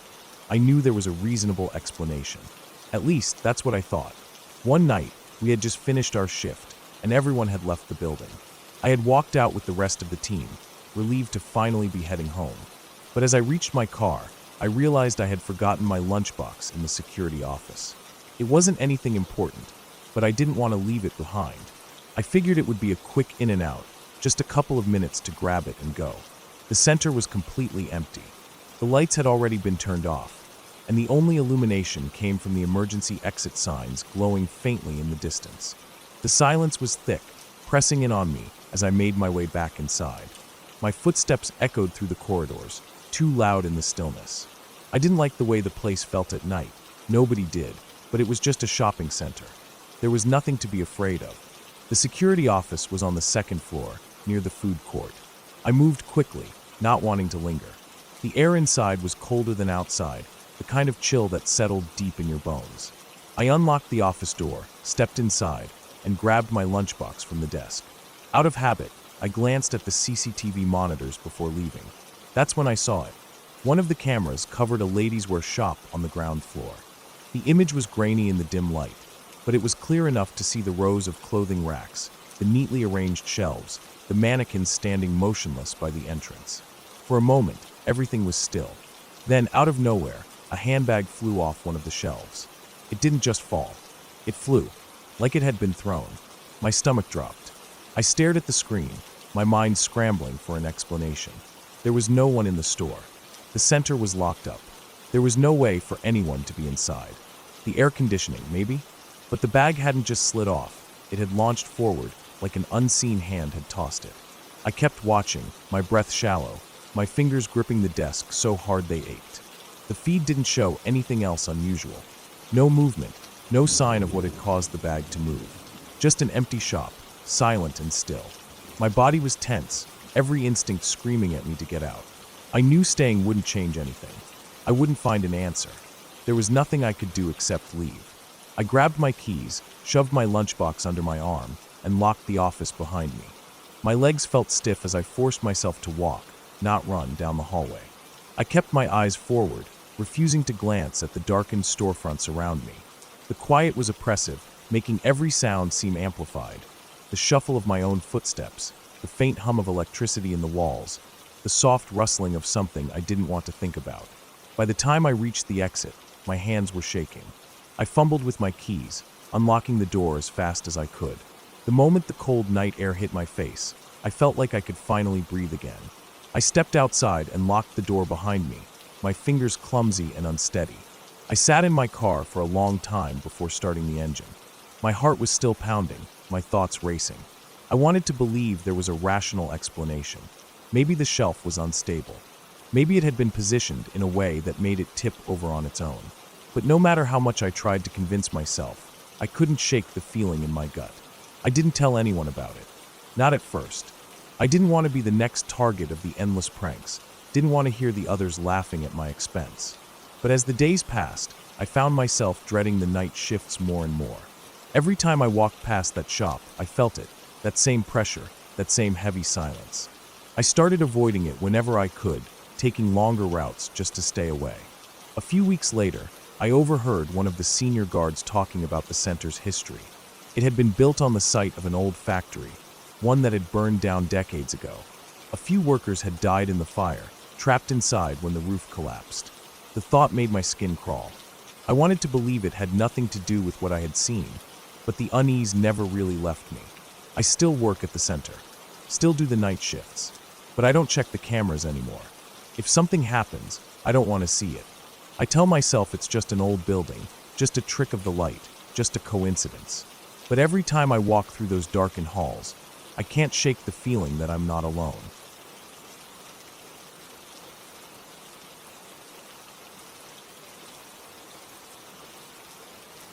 It had been another scorching day in the middle of the summer. The heat clung to everything, seeped into the walls, the furniture, the very air I breathed. The apartment I was living in alone that summer felt massive in its emptiness. Even though I was in the middle of the city, surrounded by buildings and people going about their lives, I had never felt more isolated. The windows were open, but the thick heat didn't move. The streets below hummed with the constant drone of cars and the occasional shout, but it all felt far away. I had avoided turning on the air conditioner. It was an ancient, rattling thing that groaned and screeched whenever it was on. My mother never believed in air conditioning. She had grown up in Malaysia, in the kind of relentless heat that made you feel like your skin was melting, so she thought it was unnecessary. I was used to it, or at least I tried to be. The past few nights had been unbearable. The temperature had been sitting near 100 degrees, refusing to drop even after the sun disappeared. Every inch of my body was slick with sweat, my sheets tangled and damp beneath me. The only way to get any sleep was to strip down completely, to let my skin breathe in whatever little relief it could find in the stagnant air. But the heat wasn't the worst of it. The pain was. For the past 3 months, something had changed. My period had always been a nuisance, something to be endured, but now it was something else entirely. The cramps were different, sharper, heavier, a kind of pain that burrowed deep inside me and refused to let go. It wasn't just discomfort, it was agony. It started as a dull ache, creeping up from my lower back, wrapping around my stomach, and then it would twist, sudden and violent, like a fist squeezing my insides. That night, it had been worse than ever. I had been lying in bed, trying to find a position that hurt less, trying not to cry because it made the pain feel sharper. I had searched the apartment for anything that might help. I wasn't sure what I was looking for, maybe an old bottle of painkillers, a heating pad, something. In the end, I found a dusty bottle of ibuprofen in the back of my dad's closet. The label was faded, the expiration date long past, but I didn't care. I swallowed a few with lukewarm water from the bathroom sink and crawled back to bed. For a little while, I drifted. The pain dulled at the edges, enough that sleep became possible. But it didn't last. I woke up hours later, drenched in sweat, my skin burning hot despite the lack of blankets. The pain had returned with a vengeance. It felt like something was tearing me apart from the inside. I couldn't stay still. My body wouldn't let me. I twisted, rolled onto my side, curled into myself, then stretched out, searching for some position, some angle, anything that would ease it. It didn't work. My legs ached from the tension. My stomach clenched so hard I thought I might throw up. I was making sounds without realizing it, low, broken sobs, gasps that barely filled my lungs. I wasn't thinking clearly. The pain was everything. It blurred the edges of reality, made the room feel strange and unreal. I needed to move. Somehow, I pulled myself out of bed. My legs wobbled as I stood, my vision swam. The apartment felt unfamiliar, the walls too close, the air thick and heavy. I stumbled toward the hallway, my shoulder hitting the doorframe hard enough to jolt me, but I barely registered it. The world tilted, but I kept moving. The bathroom. I needed water. Maybe if I splashed my face, the dizziness would stop. Maybe the cold would shock me out of whatever this was. The bathroom light was too bright, stabbing into my eyes, making my headache worse. I gripped the sink, my fingers slick with sweat against the porcelain. I turned the tap, let the water run, cupped my hands, and splashed it onto my face. It felt good, but it wasn't enough. I stayed there for a while. I don't know how long. Time didn't feel real in that moment. My breathing was uneven, my body trembling. The pain didn't go away. It didn't even lessen. I felt lightheaded, my stomach turning in on itself. I had to lie down. That was the only thought I could hold on to. Get to bed. Sleep. Maybe it would be better when I woke up. I turned away from the sink, but as soon as I stepped into the hallway, my legs gave out. The floor came up to meet me faster than I could react. My knees hit first, then my hip, then my shoulder. I lay there, dazed, my cheek pressed against the wood. It was cool. Not cold, not exactly, but cooler than the air, cooler than my feverish skin. It felt good. I didn't move. I couldn't. My body had reached its limit, shutting down the way an overheated machine does when it's been pushed too far. The pain was still there, but I was too exhausted to fight it anymore. My breaths were shallow, my limbs heavy. And then somehow I slept. When I woke up, the light was different. Morning. The apartment was quiet. The pain was still there, but it had lost its sharp edges. It had settled into something dull, something I could manage. My body felt wrung out, empty. I pushed myself up slowly, every muscle aching in protest. My head was thick with the kind of exhaustion that seeps into your bones, but I was awake. I was okay. I never told anyone about that night. I didn't know how to explain it. I didn't want to explain it. It felt like something that belonged to me alone, something that no one else would really understand. I just moved on. I started taking birth control not long after that, and the pain became something smaller, something manageable. But I never forgot. Even now, years later, when the summer heat presses in and the air feels thick and unmoving, I think about that night. The way the walls of that empty apartment had felt like they were closing in. The way the floor had felt against my skin. The way pain can make the world seem unreal, make you forget yourself. I don't know if I would have done anything differently. Maybe I should have seen a doctor sooner. Maybe I should have told someone. But at the time, all I could do was survive it. And I did.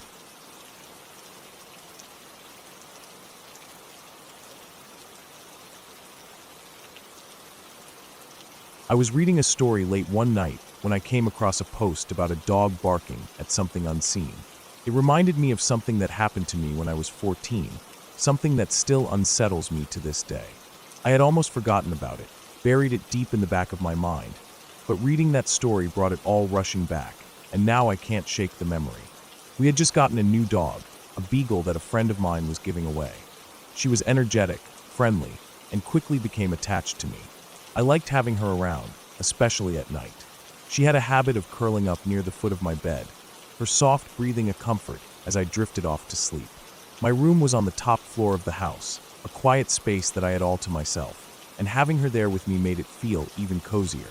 One night, I was deep asleep when something stirred me awake. I wasn't sure what it was at first, just a strange, uneasy feeling that made my eyes flutter open. The room was dark except for the faint glow of the streetlight filtering through my window blinds. Everything was silent. Then I heard it, a low, rumbling growl. It was soft but unmistakable, coming from the foot of my bed. I turned over, still groggy, and reached for my reading light. When the soft yellow glow filled the room, I saw her. She was sitting stiffly at the edge of the bed, her body tense, ears perked forward, staring directly at my bedroom door. Her gaze didn't waver, her eyes locked onto something I couldn't see. For a second, my sleep-addled mind didn't know what to think.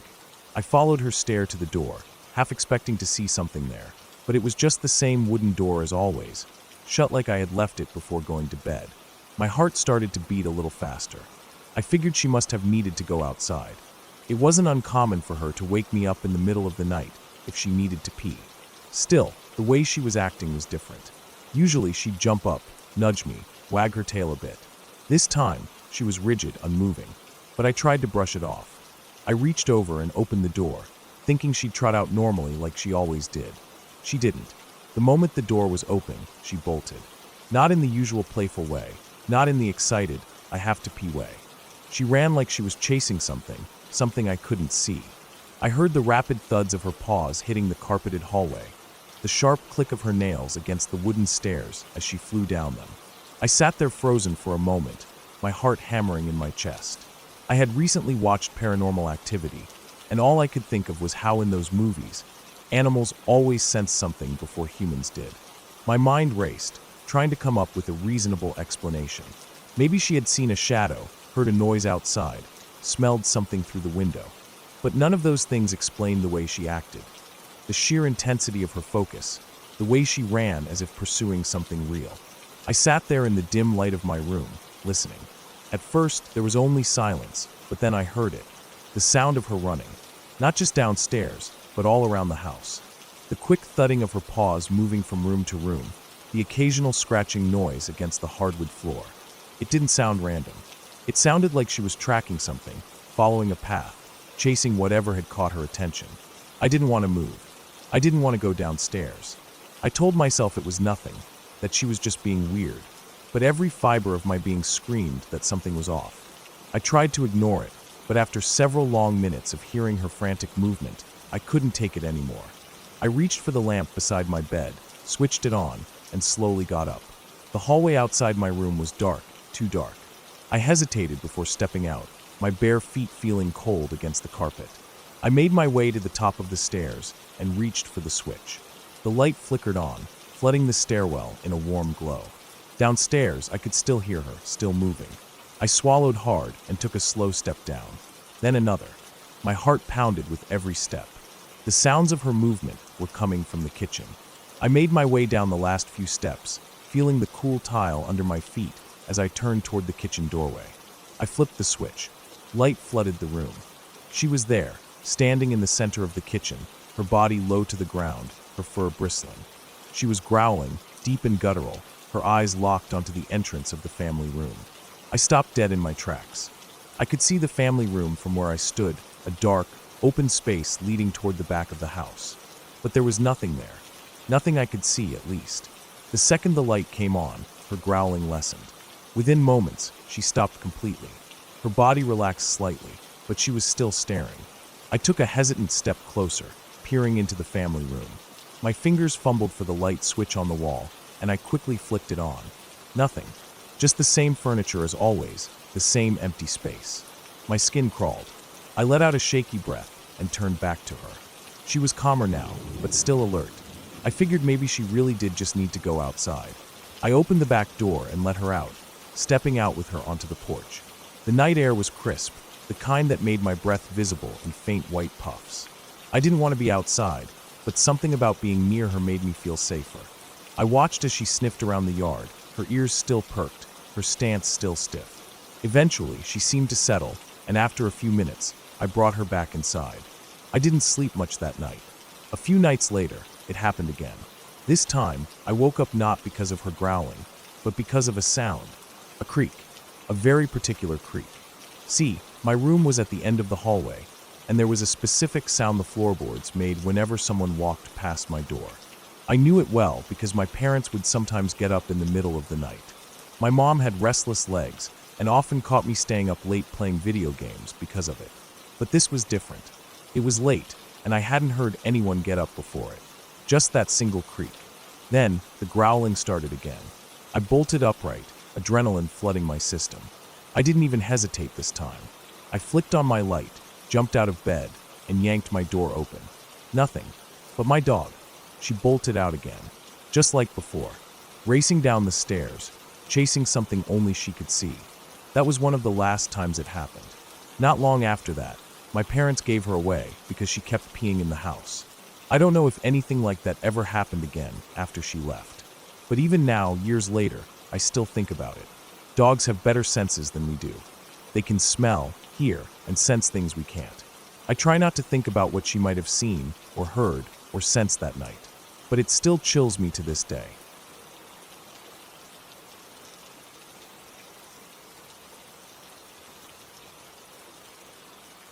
Dinner was quiet that night. The sound of forks against plates, the occasional rustle of my daughter shifting in her booster seat. My husband and I were focused on eating, lost in the mindless rhythm of the end of a long day. Then, out of nowhere, my daughter looked up from her plate and said it. "It's Grandma Charlene's birthday." I froze. My fork hovered in the air. My husband glanced up at me, confusion in his eyes. We weren't even talking about birthdays. There was no reason for her to say that. My husband swallowed, then asked her to repeat herself, like maybe we had misheard her. She repeated it, the same exact words. I let out a short laugh, more out of surprise than amusement. My husband chuckled, too, shaking his head. "What are the odds?" he muttered. "It can't actually be her birthday, right?" We shrugged it off, chalking it up to one of those weird kid things, but something about it sat wrong with me. It wasn't that we talked about Charlene often. Actually, we barely talked about her at all. My husband's dad had married her after knowing her only 6 months. She was a stranger to us. We had met her a handful of times, the last being at our daughter's second birthday party in October. That was nearly 2 months ago. Why would my daughter randomly bring her up? And why now? That thought nagged at me through the night, but I pushed it away. Just a weird coincidence, I told myself. Just one of those things kids say. The next day was Thanksgiving. My husband worked that morning, so it was just me and our daughter at home. I busied myself with cooking, keeping an eye on her as she played with her toys. The night before still lingered in my mind, but I tried not to let it get to me. In the afternoon, my phone rang. My husband was on his way home. "You're not going to believe this," he said. His voice was tense, like he was holding back some kind of nervous energy. I felt my stomach tighten. "What?" "I called my dad to say Happy Thanksgiving," he said. "And guess what?" I didn't say anything. I just waited. Yesterday was Charlene's birthday. I felt my breath catch. My heart picked up, the way it does when something unexpected hits you hard. My skin prickled. "You're kidding," I said. "No, dead serious. My dad mentioned it in passing. Said they had a quiet dinner for her birthday." For a moment, I couldn't even respond. I just stared at the kitchen wall, my thoughts racing. I felt unsettled, like someone had pulled the rug out from under me. My daughter had no way of knowing. None. She was 2. She didn't even understand days of the week, let alone dates. Even if she had somehow overheard something 2 months ago about Charlene's birthday being near Thanksgiving, how could she possibly recall that and connect it to the exact day? The odds were too strange, too impossible. For the next few days, I couldn't stop thinking about it. I played out every possible explanation in my head. I told myself it was a fluke, a complete accident. But no matter how I looked at it, it didn't make sense. My daughter went back to her normal self, playing with her dolls, watching her favorite shows. It was like nothing had happened. But I kept watching her, kept wondering if she'd say something else she shouldn't know. She never did. But that didn't make it any less unsettling. Even now, all these years later, I still don't have an answer. It was just one of those moments that stayed with me, a tiny thread pulled loose in the fabric of reality. A reminder that sometimes things happen that don't make sense, and maybe they never will.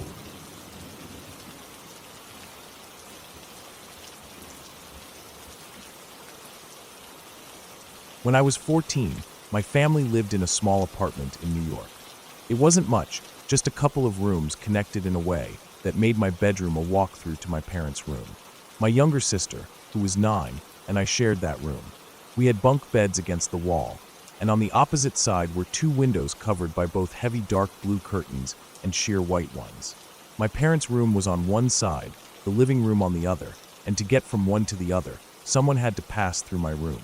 It was just the way the apartment was laid out. That winter, the apartment always felt cold. Even with the heat on, it never seemed to warm up, especially in the bedrooms. My parents figured it was just poor insulation, an old building problem. The cold was normal. The strange things, though, we never really talked about. Not at the time. There were nights when the stereo in the living room would turn on by itself. It was one of those multi-disc CD players, and we could hear it cycling through the discs before finally playing something at full volume. My mom and I would wake up, my dad at work, and we would just lie there, listening as the music played from the other room. It wasn't always the same CD. Sometimes it was classical music, sometimes a song we barely recognized. My dad said it was probably faulty wiring, and for a while, we just accepted that. But there was always something off about that apartment. One night, I woke up suddenly. The sleep still weighed heavy on me, the kind of drowsiness where you know you should be asleep, but something had pulled you out of it. I lay there for a moment, trying to figure out what had woken me up. The room was dark except for the soft blue glow from the television clock. I turned my head slightly and saw the time, 3:33 a.m. I hadn't heard anything. I hadn't felt anything. But I was awake, and I knew something wasn't right. I turned my head towards the window next to the living room door. The curtain was moving. It was winter. The windows were shut. We always kept them closed because the cold from outside was unbearable otherwise. The heavy blue curtain should have stayed still, but it swayed as if a soft wind had caught it. Not enough to be alarming. Not at first. Then the movement grew stronger. The sheer white curtain behind it fluttered more intensely, but the heavy curtain, the one that barely moved even when we pulled it open, was shifting too. I felt my stomach tighten. My mind raced for an explanation. Maybe there was a draft. Maybe my dad had left a window open somewhere. But the apartment was small, and I knew that wasn't the case. Then the curtains lifted. Not just a little, not just a simple flutter.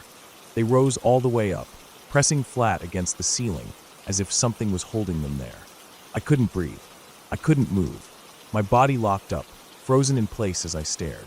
My mind screamed at me to run, to get my parents, but I couldn't even make a sound. I opened my mouth, but nothing came out. My throat was closed tight, as if I had forgotten how to scream. I didn't want to climb down from the top bunk. I didn't want to go near that window. Whatever was happening, whatever was causing the curtains to press against the ceiling, was right there. Then my mom screamed. It was the kind of scream that made my skin go cold. Not a startled scream, not even a scared one. It was pure terror, the kind that made my body move before my mind could catch up. I ran. I didn't look at the window again. I bolted straight into my parents' room, where I found my mom sitting up in bed, shaking, tears running down her face. My dad was next to her, trying to calm her down. Her hands were clutching the blanket, knuckles white. She didn't know what I had seen. I hadn't told her yet. But she was shaking, eyes darting around the room, muttering about a figure standing at the end of her bed. My dad dismissed it all. He said the window must have been broken. He said there was probably a draft. He said my mom had been dreaming. He had an explanation for everything, even if it didn't make sense. But my mom and I both knew what we had seen. I went back to bed eventually. I don't remember falling asleep, just the exhaustion taking over. The next morning, we got the phone call. My uncle had passed away during the night. My mom and her brother had always been close. They were both scared of the paranormal, always jumping at the slightest thing, joking about how they were too much of cowards to ever see a ghost. He had been a prankster. My mom cried when she heard the news. She didn't say anything about the night before, but I saw something in her face, something that told me she was remembering. Years later, my sister and I talked about that apartment. I mentioned how strange things had happened there, how it had always felt cold. She just looked at me and said, "That's why I never looked." I asked her what she meant. She said she had always known something was walking around our room at night. She never saw it, but she heard it. Footsteps moving from one end of the room to the other. Slow, steady steps. Not from the upstairs neighbors. Not from the hallway. Right there in our room. She had kept her eyes closed, blanket over her head, because she never wanted to see what it was. I wanted to tell her it was nothing. I wanted to say she had imagined it, just like my dad had said to me that night. But I knew better. We never spoke about it again.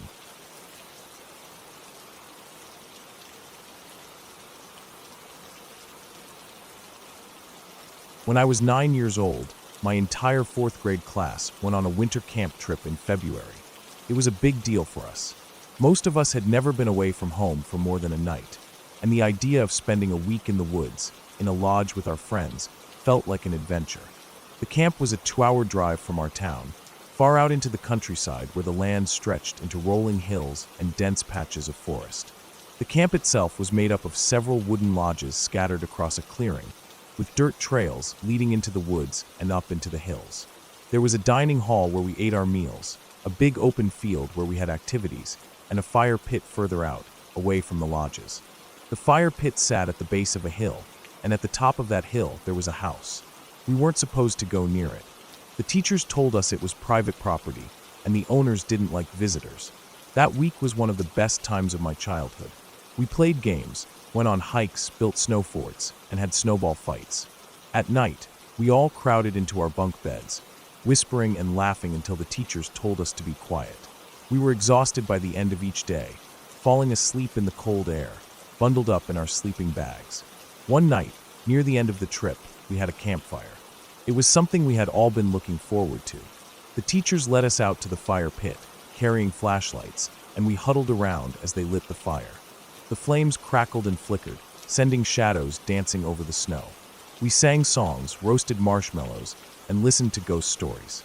The cold air stung our faces, but the fire was warm, and we all felt safe sitting there together in the circle of light. It was sometime in the middle of a story when we first noticed him. At first, I didn't see him directly, just a movement on the hill behind us. Someone whispered, pointing up toward the house. A figure stood at the top of the hill, barely visible against the dark sky. The fire cast just enough light to see his outline. He stood still, watching. I remember feeling a little uneasy, but I told myself it was probably just the owner of the house. Maybe he was just curious about what we were doing. Some of the teachers had noticed him too, but they kept going with the story, not wanting to scare us. Then, he started walking down the hill. His steps were slow, deliberate, crunching in the snow. He moved steadily, never hesitating, coming straight toward us. I remember the way the teachers tensed up, how their voices faltered. One of them stood up and stepped forward, trying to keep us calm. The man reached the edge of the firelight, and for the first time, I saw him clearly. He was tall, dressed in dark clothes, with a thick jacket and a beanie pulled down over his head. His face was shadowed, but his expression was hard. He looked angry. He spoke, his voice low and rough, telling us to turn it down. The teachers tried to reason with him, but he wasn't listening. He stepped closer, his hands clenched into fists. Before anyone could react, he swung. I remember the sound of it, the dull, sickening thud as his fist connected with one of our teachers' faces.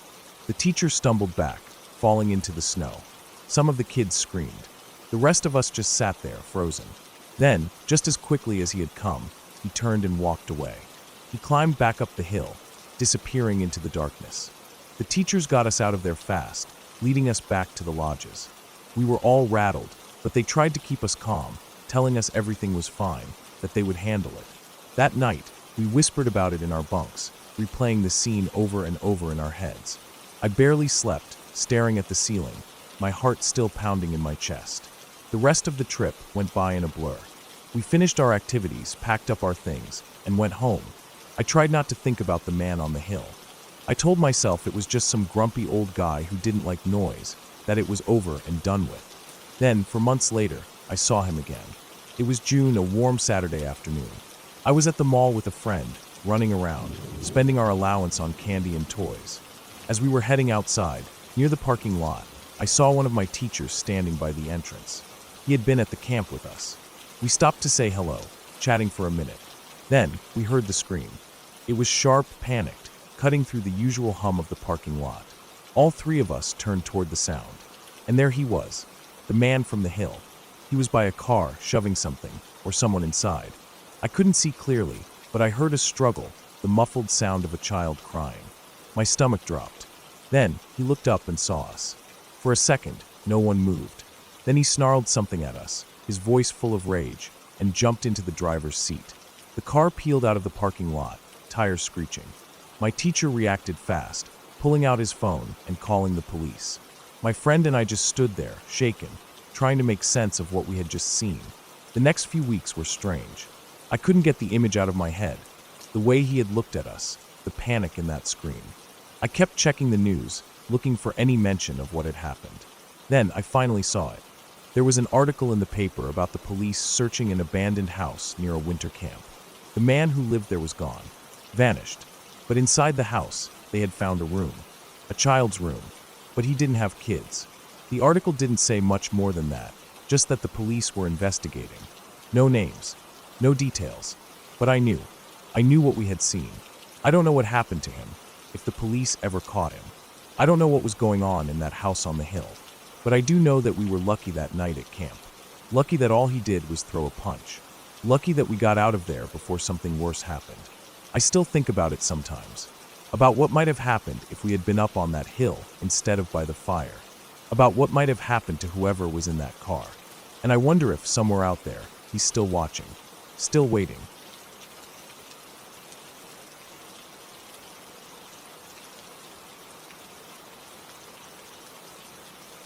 New Year's Eve in the Colombian Andes had always felt special to me as a kid. My grandparents' tiny coffee farm was our retreat, tucked away in the mountains, far from the rush of town life. It was a quiet place, peaceful most of the time, with nothing but the wind rustling through the coffee plants and the distant sounds of cattle from neighboring farms. The closest village was a good half-hour away, and the few houses that dotted the hillsides were spread far apart, leaving long stretches of road where you could walk for minutes without seeing a soul. That particular New Year's Eve, some 10 years ago, my older brother and I had spent the evening in the village with friends. It was a simple celebration, nothing too wild, and by 11 p.m., we were making our way back to the farm. The walk was one we knew well, following the winding road that curved through the mountains, mostly dark except for the occasional headlights of passing vehicles that cast long, stretching shadows before vanishing around another bend. The night air was cool, carrying the scent of damp earth and distant bonfires from other celebrations. By the time we reached the farm, the family was in full festive mode. Music was playing, the smell of roasted meat filled the air, and laughter spilled out from the house into the open night. Our dog, however, was barking wildly from the front yard. It wasn't his usual excited barking when visitors arrived or when he spotted a stray cow near the fence. This was different, sharp, insistent, almost anxious.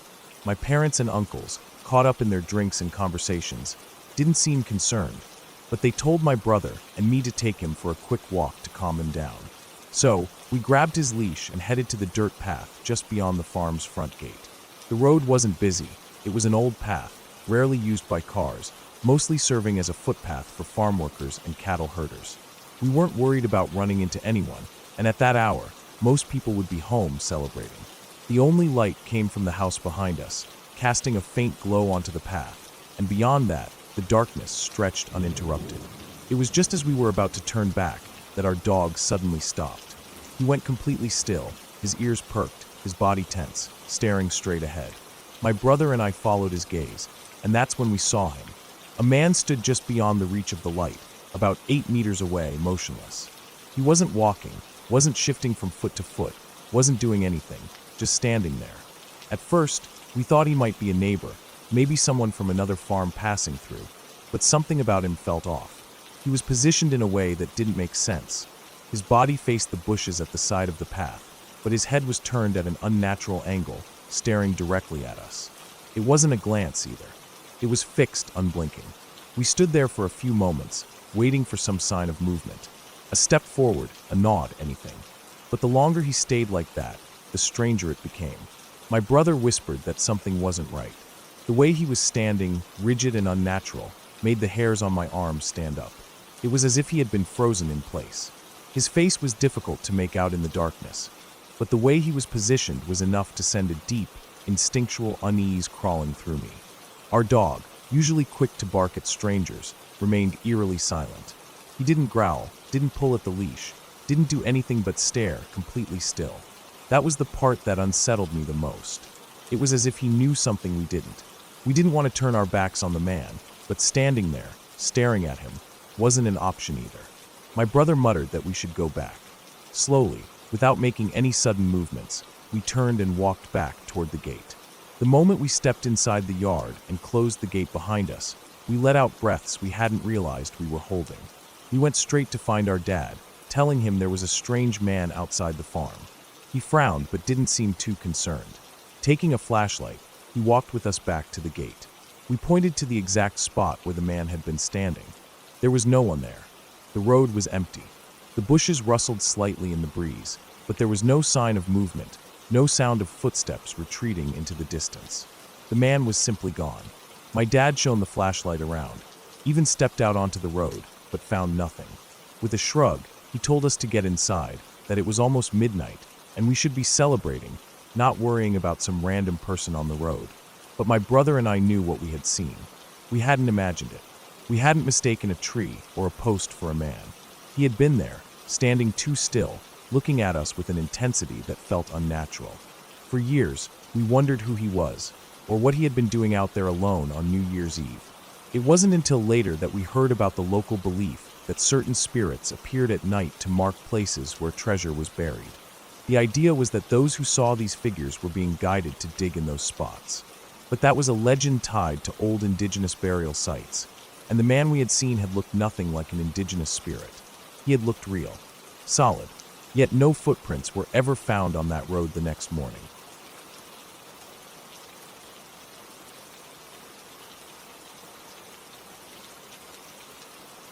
It was the winter before last. I lived in a house up a pretty large hill. It wasn't anything fancy, just a quiet place at the edge of town, tucked away from everything else. The kind of spot that felt isolated, even though civilization wasn't far away. I liked the walk home, usually.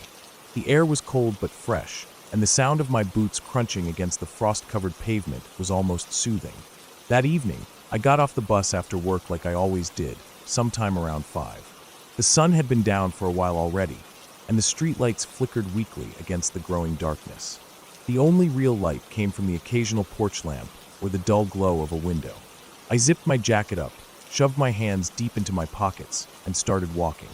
The road leading up to my house was long and sloped sharply upward. There weren't many houses around, just a few scattered here and there, separated by patches of trees and overgrown brush.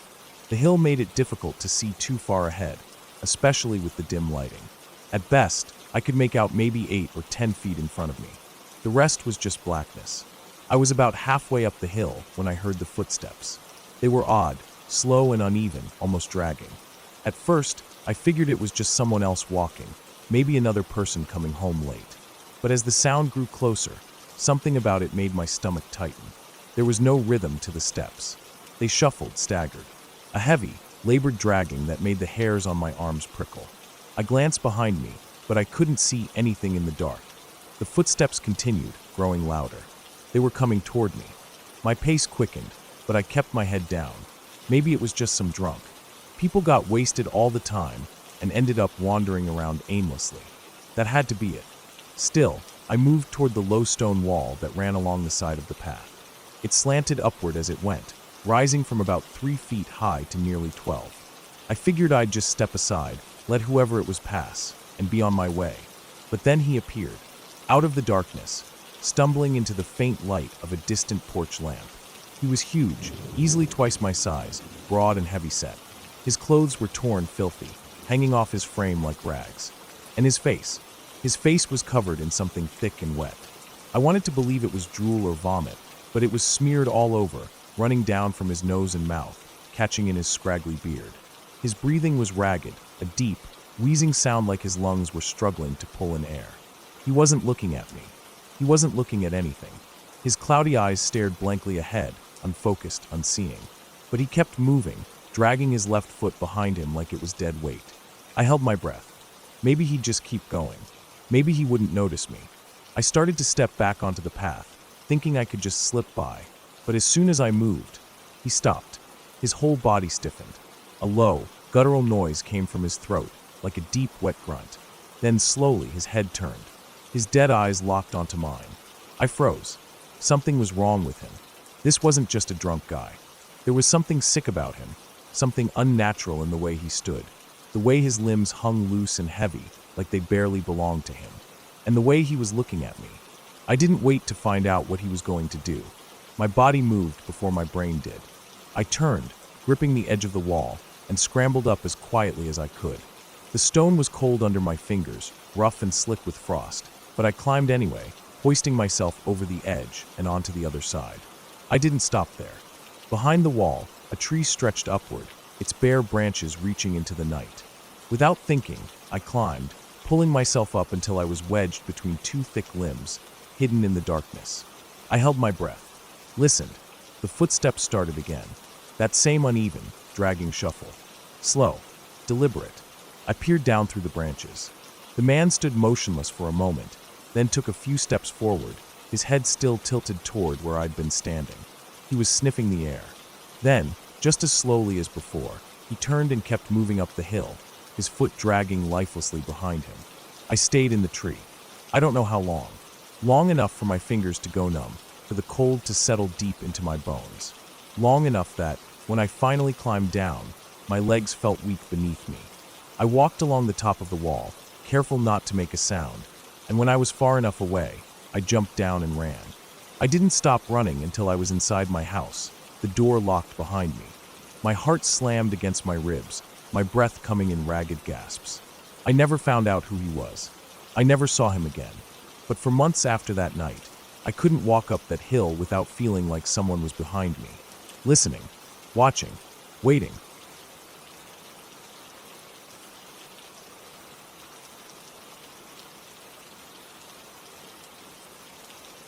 The bus was packed. It was late afternoon in San Diego, and the heat from the bodies crammed inside the bus made the air thick and stale. Every seat was taken, and the aisle was full of people standing shoulder to shoulder, gripping the metal poles and overhead straps. I was one of them, standing somewhere in the middle of the bus, shifting my weight from foot to foot as the bus jerked forward at every stoplight. It was one of those rides where you don't really want to pay attention to anything. You just check your phone, stare at the floor, or watch the buildings blur past the window. Anything to make the ride go faster. But as I glanced up, something caught my attention. An old guy was staring at me. Not just looking in my direction, staring. Hard. His eyes were locked onto mine like he was trying to burn a hole through my face. His expression was twisted, angry, like he knew me and hated me. His mouth was moving, lips barely parting, mumbling something I couldn't hear over the noise of the bus. There were plenty of people between us, but his eyes cut straight down the aisle, right to me. It was like he didn't even see anyone else, just me.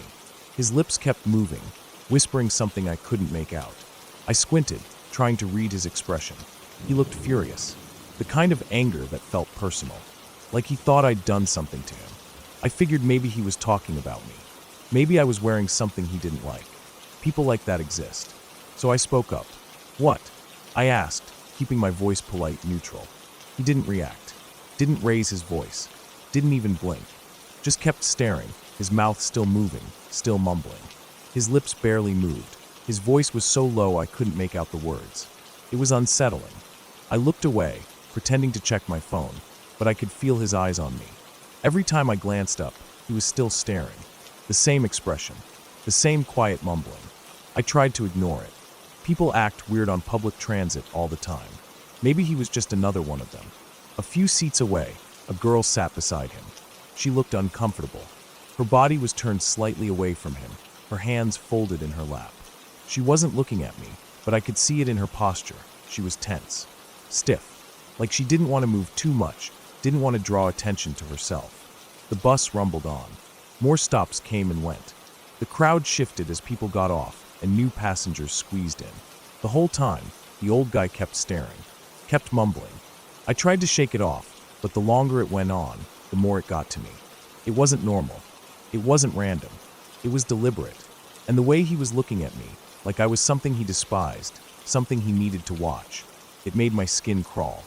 Then, at one stop, he stood up. I expected him to turn away, to step toward the doors and leave. But he didn't. He walked straight toward me, still staring, still mumbling. I didn't move, just gripped the pole a little tighter. As he passed me, his words became clear. "Fuck this. Fuck you." His voice was rough, low. He didn't shout it, didn't say it like he wanted a reaction. He just said it like it was fact, like he'd already made up his mind about me. He stepped off the bus, turned around, and kept staring. Through the window, through the thick, scratched glass, he kept his eyes locked on me. His lips were still moving, his hands clenched at his sides. The doors shut. The bus lurched forward. I lifted a hand and gave him a small, mocking wave. I don't even know why. Maybe I wanted to prove that he hadn't gotten to me, that I wasn't scared, that whatever he thought he saw in me, he was wrong. That was a mistake. The second I moved, he snapped. His face twisted into something animalistic, his mouth opening wide as he started screaming. Not words, just pure, furious noise. His arms flailed, his fists slammed against his chest. People on the bus turned, their heads swiveling toward the sound. And then, just as quickly as it started, it was gone. The bus kept moving. He shrank into the distance. I let out a slow breath and finally looked at the girl who had been sitting next to him. I wasn't the only one who noticed how weird that had been. I wanted to know what she thought about it. Maybe he'd been saying something about me. Maybe she knew what his deal was. When I got to her seat, she looked up at me. Her face was pale. Her fingers were gripping the edge of her seat. I asked her, what was he saying? Her voice was quiet. He was mumbling the whole time, she said, saying stuff like, I'm gonna kill the bitch. I'm gonna rape the bitch and take her to the morgue. I froze. Her eyes flicked to me. I don't think he was talking about me, she said. Neither did I. I sat down, trying to process it. He hadn't looked at her once. He hadn't even seemed aware of her. His eyes had been locked on me the entire time. But the words were meant for someone else. Or maybe they weren't. Maybe, in whatever twisted hallucination he was having, I wasn't me. Maybe I was something else to him. Something evil.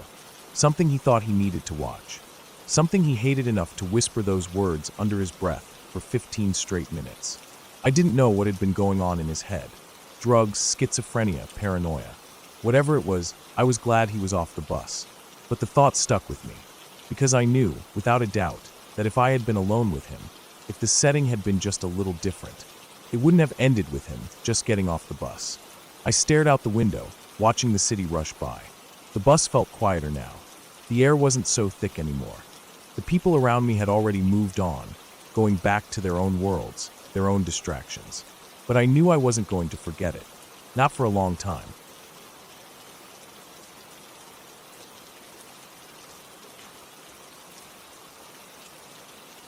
I don't believe in ghosts, or spirits, or any of that supernatural crap. I'm an atheist, a practical person. My mind is rooted in what I can see, touch, and prove. But there are things I can't explain. And even though I don't dwell on them too much, they keep happening. The dreams, the thoughts, the deaths. It all starts with my cat. She sleeps in my room almost every night. She's not particularly affectionate, kind of a little brat, to be honest, but she stays with me. I don't force her to. Sometimes she'll jump onto my bed and curl up near my feet. Other times she'll rest on the chair across the room, just watching. If she's with me, I sleep fine.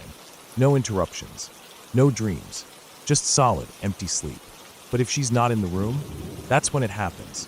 I have dreams about my step-grandmother. She died years ago. We were never close. She wasn't mean or cruel, but she wasn't warm either. She was just there. A presence. A person I had to acknowledge at family gatherings, but never really talked to. So why the hell do I dream about her? When my cat isn't with me, I see her in my sleep. It's not always the same dream, but the feeling is the same. Unsettling. She stands in places she shouldn't be. My childhood home. An empty street. A dimly lit hallway I don't recognize. Sometimes she's sitting in a chair, staring at me. Sometimes she's walking just ahead of me, her back turned, her steps slow and deliberate. I never see her face clearly. It's always blurred, or turned away, or shrouded in some strange shadow. She never speaks, but the dreams linger. Even after I wake up, I can feel them clinging to me, like a film of sweat on my skin. And then there are the thoughts. They come the next day, out of nowhere. Random historical events pop into my mind, clear, detailed thoughts that seem to come from nowhere. I don't mean vague ideas like, oh, history is interesting. No. I mean laser-focused thoughts about specific times, specific tragedies, specific horrors. And then someone dies. It's not immediate, but it's always soon after. The last time it happened, I woke up from one of those dreams and couldn't stop thinking about apartheid. The riots, the violence, the people imprisoned. I didn't know why. I hadn't read about it recently. I hadn't watched anything about it. But it was there, in my head, like an itch I couldn't scratch. A few hours later, Nelson Mandela was dead. I don't know how many times this has happened. Maybe I've blocked some of them out. Maybe I don't want to remember. But I'm remembering now. Because for the past 2 days, I've been thinking about Auschwitz. The images are in my head. The emaciated bodies. The barbed wire. The gas chambers. The stories I've read before, resurfacing as if I'd just learned about them. I don't know why. I don't want to think about it, but I can't stop. And I know what's coming. I know someone is going to die. I know because my cat wasn't in my room last night.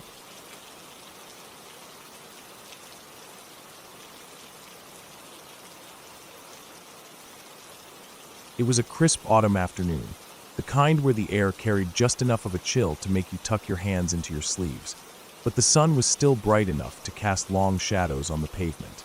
My friend and I were walking back to her house after school, taking the same route we always did. We were in middle school then, just 2 kids who thought we knew the world well enough to feel safe in it. The streets were familiar, lined with houses we had passed 100 times before, front yards filled with fallen leaves, bicycles left out, and the occasional porch light flickering on as the daylight started to fade. We had been chatting about something unimportant, homework, a TV show we both liked, maybe even complaining about a teacher, when we saw him. At first, he was just another person on the street, walking on the opposite sidewalk, heading in the other direction. We barely noticed him, barely even registered his presence, until something about him started to feel off. He wasn't dressed particularly strangely, just jeans and a dark jacket. But his movements were slow and deliberate, like he wasn't in a hurry to get anywhere. His gaze, though, that was what made my skin crawl. He was looking at us, not just glancing, but staring, watching us as he walked past. We didn't say anything to each other, didn't acknowledge him out loud, but we both felt it. That quiet unease, the instinctive feeling that something wasn't right. I thought, maybe he was just some random guy. Maybe he wasn't actually staring at us. Maybe we were just being paranoid. So we kept walking, forcing ourselves to act normal, even as we both knew something was off. As we got closer to my friend's house, I heard footsteps. At first, I assumed it was just someone else out for a walk, but when I turned my head slightly, my stomach dropped. He had crossed the street. He was now on our side, walking just a few feet behind us. I felt my friend stiffen beside me. We both knew. We didn't have to say anything. The air around us had changed, thick with an unspoken tension. Then he spoke. Hello. It was just one word, simple, casual, the kind of greeting you'd expect from a neighbor or someone passing by. But something about the way he said it sent a shiver down my spine. It wasn't friendly. It wasn't even polite. It was just off. We didn't respond. We just kept walking, a little faster now, our hearts pounding in our chests. But then, before we could even process what was happening, his voice changed. It was louder, almost sing-song, and the words made my blood turn to ice. Fee-fi-fo-fum, I smell the blood of an Englishman. My breath caught in my throat. My legs felt heavy for half a second, like my body was struggling to process the danger, and then suddenly everything clicked. We ran. I didn't think, didn't look back, just sprinted. My friend was right beside me, both of us moving as fast as our legs could carry us. Her house was just a few houses away. I counted them in my head as we ran. 3, 2, 1. The sound of our sneakers pounding against the pavement filled my ears, but I could still hear him. His voice, that eerie mocking chant, still carrying through the air behind us. We reached her front porch and practically threw ourselves at the door. She fumbled with the keys, her hands shaking so badly I thought she'd dropped them, but somehow she got the door open. We tumbled inside, slammed it shut, and locked it. Silence. For a moment, the only sound in the house was our heavy breathing. My heart was pounding so hard I thought it might burst out of my chest. We looked at each other, wide-eyed, trying to catch our breath, trying to process what had just happened. Then, we ran to the nearest window. We pressed our faces to the glass, scanning the street, looking for any sign of him. But he was gone. No footsteps. No shadow retreating down the sidewalk. Nothing. It was like he had disappeared into thin air. I wanted to believe that we had imagined it, that maybe he had just wandered off in another direction. But I knew that wasn't true. We had heard him. We had seen him cross the street. had felt his presence behind us, had run for our lives because something deep inside us had screamed that we had to. And now he was just gone. We didn't say anything for a long time. Just stood there, staring out the window, half expecting him to reappear. When he didn't, we finally let out a breath we hadn't realized we were holding. Eventually, my friend's mom came home. We told her what had happened, every single detail, our words tumbling over each other as we tried to make her understand how terrifying it had been. She listened, her face growing more serious by the second, and when we were done, she called the police. They came quickly, took our statements, and drove around the neighborhood looking for him. But they never found anyone matching his description. No one else had reported seeing him. It was as if he had never existed. That night, I barely slept. Every time I closed my eyes, I heard his voice again, that taunting, sing-song rhyme echoing in my head. I kept thinking about what would have happened if we had been just a little farther from my friend's house, if we hadn't run fast enough, if he had caught up to us. The thought made my stomach turn. Days passed, then weeks, then months. We never saw him again, but I never forgot. Even now, years later, the memory is still there, vivid as ever. That moment when he crossed the street. That voice. That chase. Sometimes, when I'm walking alone, I catch myself glancing over my shoulder, half expecting to see him there. But I never do, and I hope I never will.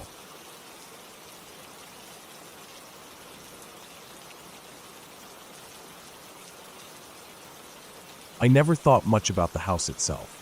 It was big, full of windows, and often empty. My mom and I lived there, but it wasn't really ours. It belonged to a friend of hers, someone who traveled so often it felt like we were the only ones who ever really occupied it. When I was home alone, it wasn't the kind of place that made me uneasy on its own. There were no strange noises at night, no unsettling drafts or flickering lights, just a house. One afternoon, I was in my room playing guitar. I wasn't thinking about anything in particular, wasn't feeling nervous or paranoid, just lost in the sound of my own voice.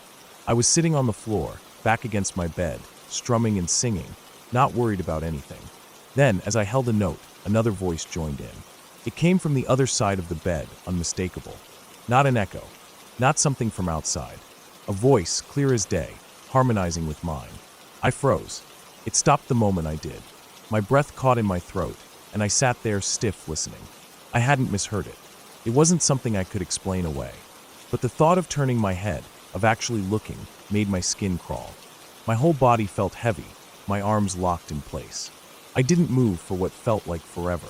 When I finally did, it wasn't to look.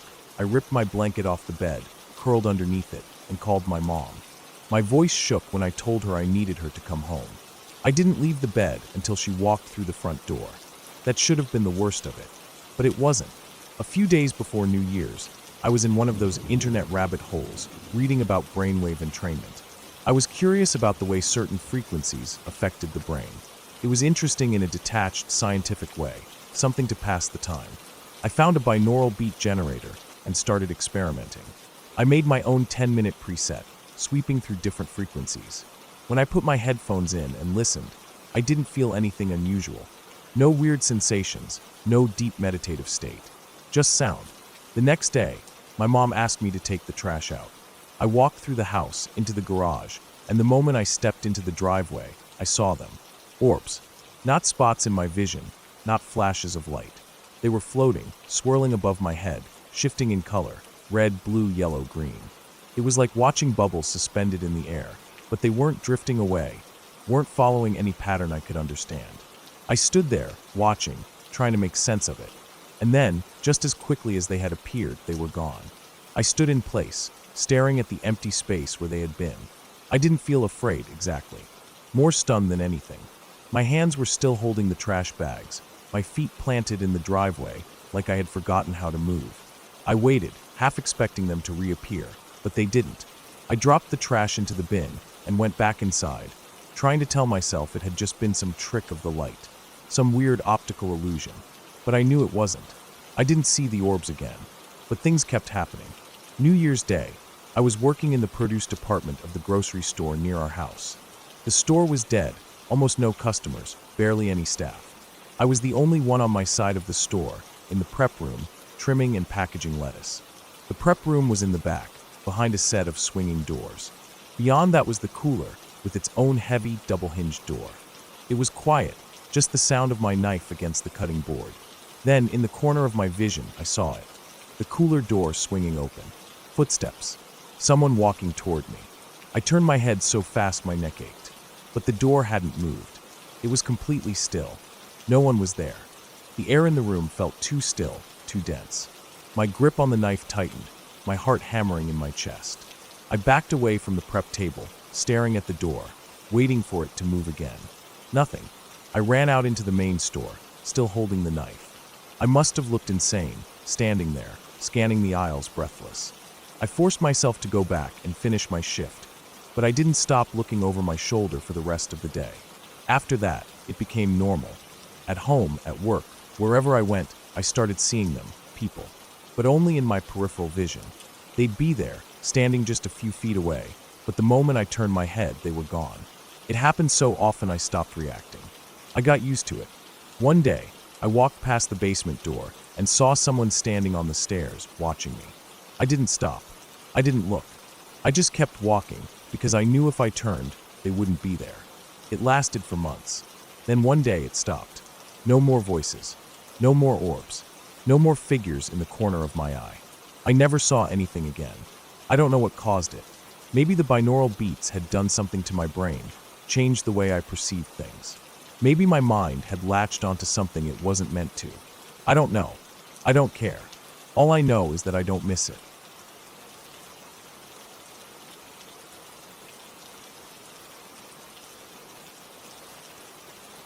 I don't remember what woke me up first, the strange sound itself or the odd feeling in my gut that something was off. It was summer 2012, and the nights were warm, the kind of warmth that clings to your skin and makes you toss and turn, unable to fully settle. I glanced at the clock on my nightstand, blinking against the red glow. 3 a.m. The room was quiet except for the occasional rustle of leaves outside my open window. And then I heard it. It was distant but unmistakable, a sound I could only compare to a whale song, amplified through some unseen speaker in the sky. A low, eerie wail that ebbed and flowed, stretching over the night like a long, sorrowful note. I sat up in bed, suddenly wide awake. The sound wasn't deafening, but it felt vast, like it wasn't coming from any single direction, but from everywhere at once. I reached for my phone on my nightstand and hit record, barely breathing as I tried to capture whatever this was. I remember standing up and moving to my window, peering out into the darkened streets. The houses around me were silent. No one else seemed to have woken up. I thought about waking my family, but something held me back. Maybe a strange sense of embarrassment, like I'd be overreacting. Maybe a deeper, unspoken part of me that didn't want confirmation that this wasn't just my imagination. The sound went on for a few minutes before fading into the night, swallowed by the silence like it had never been there. I sat back down on my bed, staring at my phone's screen. The recording had picked it up, faint but there. I listened to it a few times before putting the phone away. Even then, I couldn't shake the unease curling in my stomach. I told myself it was something explainable, wind, distant machinery, an airplane. But even as I lay back down, I couldn't convince myself to believe it. That wasn't the last time something strange happened. A year or so later, I booted up my old Xbox, planning to revisit a childhood favorite, Worms 3D. I hadn't played it in a long time, and nostalgia hit as I watched the menu screen load. I had spent hours on this game with my brother, making custom teams, naming our worms ridiculous things, battling it out for fun. But as I scrolled through the team selection screen, I froze. Every single team had been replaced. All of them, across every account on the console, were now called Death. I stared at the screen, my hands tightening around the controller. At first, I told myself I must have selected the wrong profile. I backed out, switched accounts, tried again. Same result. Even on profiles that had never touched the game, every team bore the same ominous name. I turned off the console, let it sit for a few minutes, and tried again. Nothing changed. I even switched to my backup hard drive, one I hadn't used in months, but the same thing had happened there. The logical side of my brain offered explanations. A glitch, a corrupted save file, maybe even a prank, though my siblings weren't the type to go to such lengths. And yet, the sheer scale of it unsettled me. If it was a prank, someone had gone through every account, every team, and changed them one by one. The thought of someone having done that without my knowledge sent a shiver down my spine. I didn't touch the game for months. When I finally did, all the death teams were gone, as if they had never been there. My original teams hadn't returned, but neither had the eerie replacements. It was just an empty slate. That should have been the end of the weirdness, but strange things kept cropping up. One day, while browsing fanfiction.net, I noticed something odd on my profile. A quote had appeared at the bottom of my page, italicized, neatly placed like I had written it myself. I hadn't. It was by Antoine de Saint-Exupéry, a French poet and pilot who had disappeared over the Mediterranean in 1944. I didn't know who he was at the time. I had never heard of him, never searched for him, never added that quote. No one had my password. Maybe a sibling had guessed it, but none of them would have known who Saint-Exupéry was, let alone decided to sneak onto my profile and leave a quote from him. It made no sense. I deleted it and moved on, but a strange feeling lingered, like an unseen thread weaving through these odd occurrences. Something I couldn't see, couldn't explain, but was always just on the edge of my awareness. Things got stranger at home, too. It started with the taps. They would turn on when I wasn't looking. A slow trickle, sometimes a full stream. I always convinced myself I had left them on, even though I knew I hadn't. It was easy to dismiss until I realized it only ever happened to me, never to my family. Then there was the door handle. I was in my parents' ensuite bathroom one evening, the door shut, when I saw it move. Just a tiny shift, half an inch, the handle lowering like someone had barely pressed down on it. I froze, listened, but no one was there. The worst night was a few years later. My mom and older brother were out, and my younger brother was sick, burning up with fever so badly that he was hallucinating.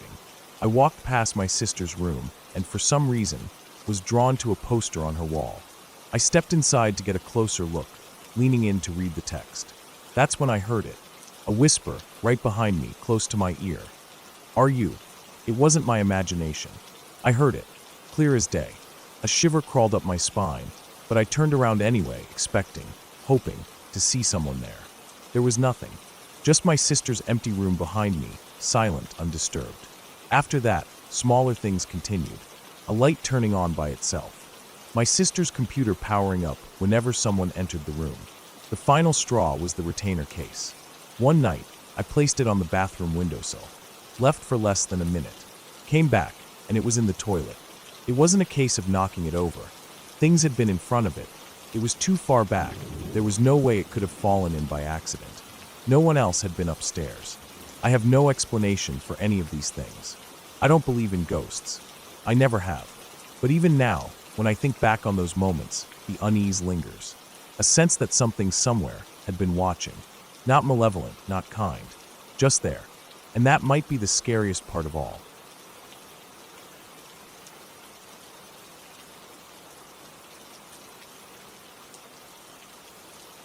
I have always had trouble sleeping.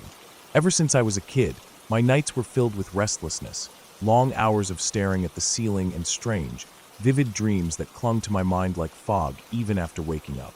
As I got older, the problem only grew worse.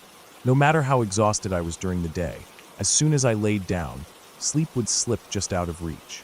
And when it did come, it was never peaceful. I would wake up multiple times, sometimes gasping for air, sometimes feeling an uncontrollable urge to move my legs, sometimes waking up drenched in sweat with my heart hammering in my chest. I went through a handful of sleep studies, each one dragging me through wires, sensors, and hours spent in an unfamiliar bed with people watching me through a camera. The results were never straightforward. First, I was told I had mild obstructive sleep apnea, which explained some of my symptoms but not all.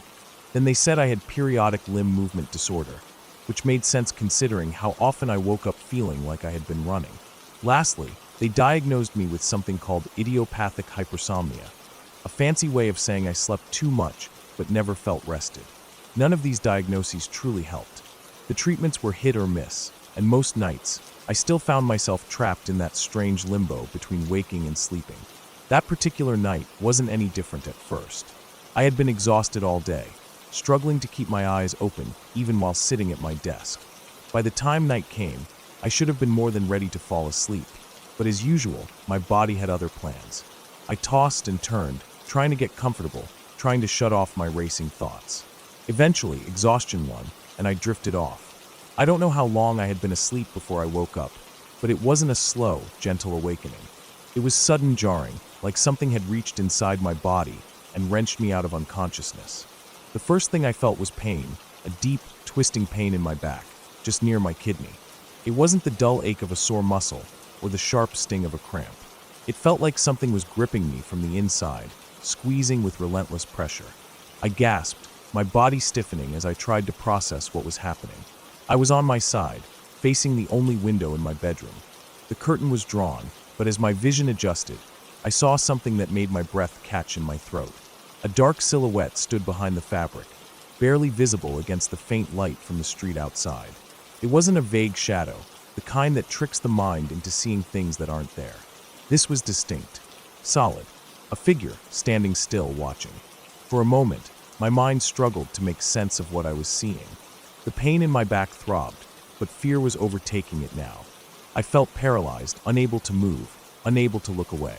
My breath was coming in quick, uneven gasps. Then, somehow, I forced myself to act. I yelled, at least, I think I did. My voice came out rough and weak at first, then stronger as I repeated, "Get out of here." The figure didn't move. Not at first. It just stood there motionless, as if considering me. Then slowly it shifted. The curtain rippled slightly, and just like that, it was gone. The pain in my back faded just as abruptly as it had come. My body felt heavy, my limbs leaden. It was as if whatever had been gripping me had let go. My eyes burned with exhaustion, and before I could even fully process what had happened, I was slipping back into sleep. By the time morning came, the memory felt almost dreamlike. But it wasn't a dream. I knew it wasn't. I could still feel the lingering ache in my back, still see the faint impression of where the curtain had shifted. I tried to rationalize it. I had always had sleep issues. Hallucinations weren't uncommon for people who suffered from sleep paralysis. Maybe my brain had conjured the figure, a side effect of whatever had caused the pain. But that explanation didn't sit right with me. I checked the window. It was locked. There was no sign that anyone had been there. No footprints outside, no marks on the curtain. Just my own lingering fear, pressing down on me like a weight I couldn't shake. I went through my day in a fog, distracted by the memory of the night before. Every time I closed my eyes, I saw that figure again, standing there, watching. The more I thought about it, the more unsettled I became. I told myself it was just my imagination, that there was nothing to be afraid of. But deep down, I wasn't sure if I believed that. The pain in my back returned a few more times over the next several months. Never as intense as that night, but always sudden, always unsettling. Each time, I would wake up feeling like something was wrong, like something was there just beyond my line of sight. I started avoiding looking at the window at night, keeping the curtain shut tight, as if that would make a difference. Eventually, the fear faded. I convinced myself that it had been nothing, a trick of the mind, a symptom of my messed up sleep cycle. Life moved on. But even now, sometimes, in the middle of the night, I'll wake up with that same deep ache in my back. And for a split second, before I force myself to look away, I swear I see the curtain shift.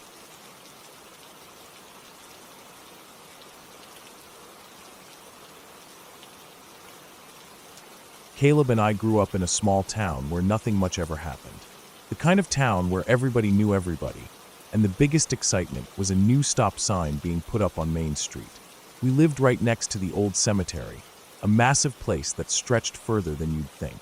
It was filled with crumbling gravestones, some too old to even read, and huge stone mausoleums that kids would dare each other to peek inside. The cemetery sat at the bottom of a steep hill, the kind that was perfect for riding bikes down at full speed.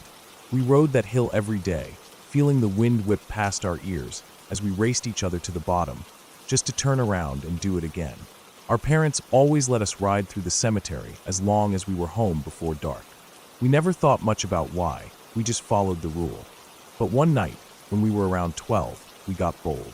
The summer heat was lingering even as the sun dipped below the trees, and we decided we weren't going home just yet. The idea of breaking the rules seemed thrilling, like we were doing something dangerous, even though all we were really doing was staying out past curfew. The last bit of sunlight was barely clinging to the sky when we finally started to pedal our way home. The hill was always easier going down than up, and we were maybe a quarter of the way to the top when Caleb suddenly braked hard. I nearly crashed into him, cursing as I skidded to a stop beside him. "Dude, look over to our right," he muttered, his voice tight. I followed his gaze and felt my stomach drop. Maybe 40 feet away, gathered around a freshly dug-up grave, was a group of people dressed in all black.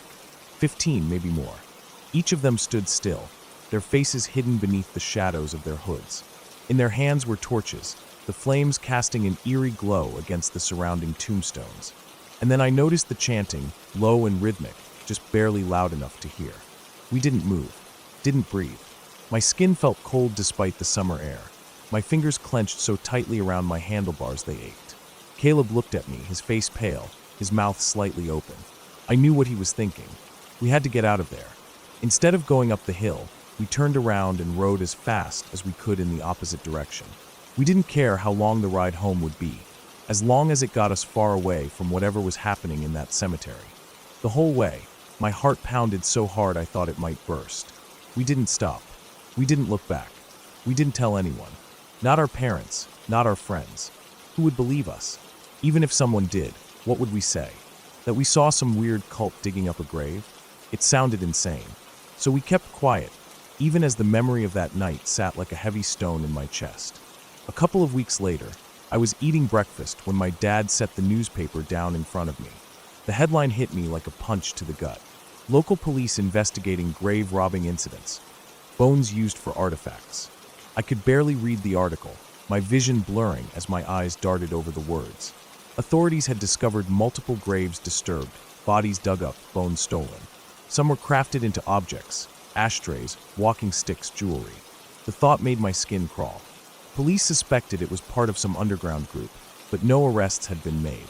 I looked over at Caleb later that day, and I could tell he had read it too. We never talked about it. We didn't need to. We already knew the truth.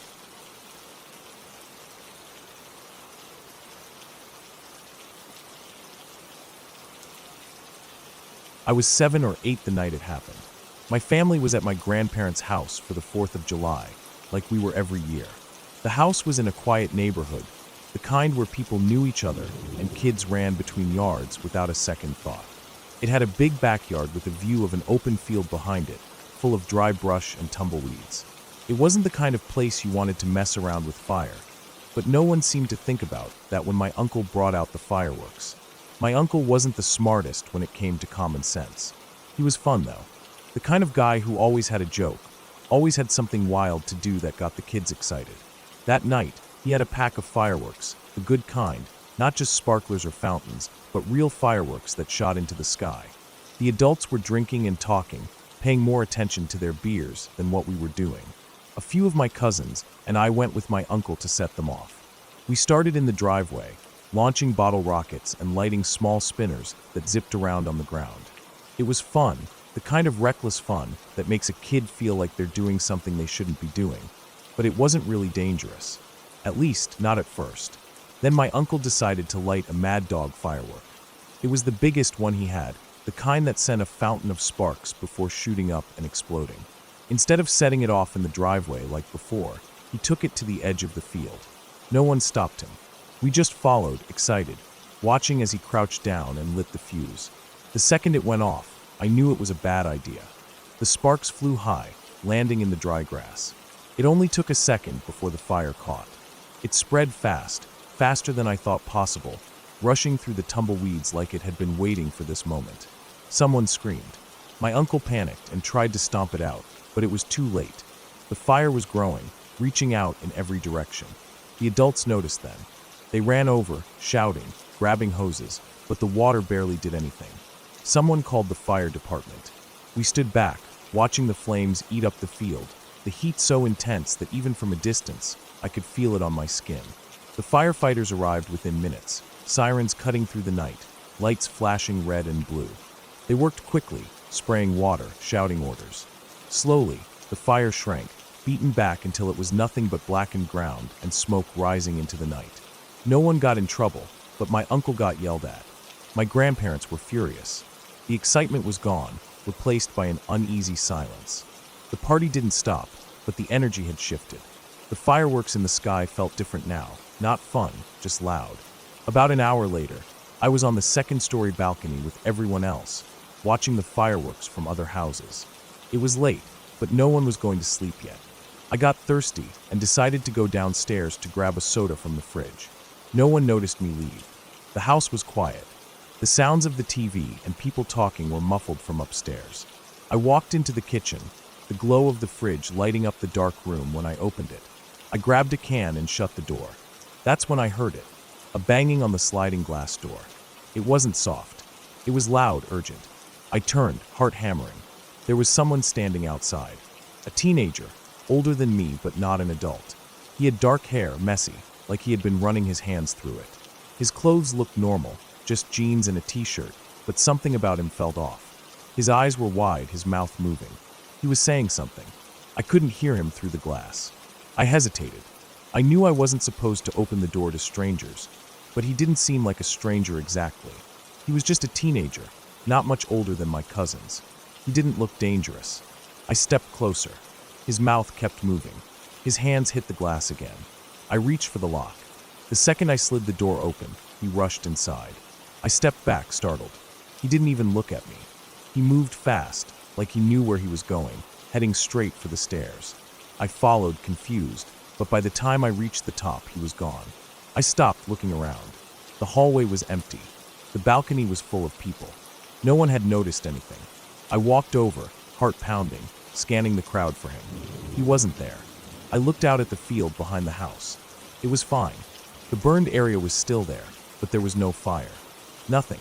I stood there, feeling strange, like I had just woken up from a dream, but couldn't remember it. My hands were shaking. I didn't know why. I didn't say anything. I went back to the balcony, sipped my soda, and tried to push it out of my head. Then, maybe 20 or 30 minutes later, someone screamed. I turned and saw it. The field was on fire. Again, I don't know who did it. Later, I heard a neighbor had been lighting fireworks, and one went into the brush. But at that moment, all I could do was stare. The flames looked the same as before, bright and hungry, stretching across the dry grass. The fire department came again. The same scene played out, the flashing lights, the water, the smoke. But I didn't say anything about the boy. I didn't tell anyone I let someone in. I didn't tell anyone that when I ran back inside to check, the sliding glass door was still locked. That night, I lay in bed, staring at the ceiling, trying to make sense of it. Maybe I imagined it. Maybe I was tired. Maybe there had never been anyone there at all. But it didn't feel like that. It felt real. Even now, I think about it. About how he banged on the glass. About the way he rushed inside without looking at me. Like he had something urgent to do. Like he was trying to warn me. But of what? I'll never know.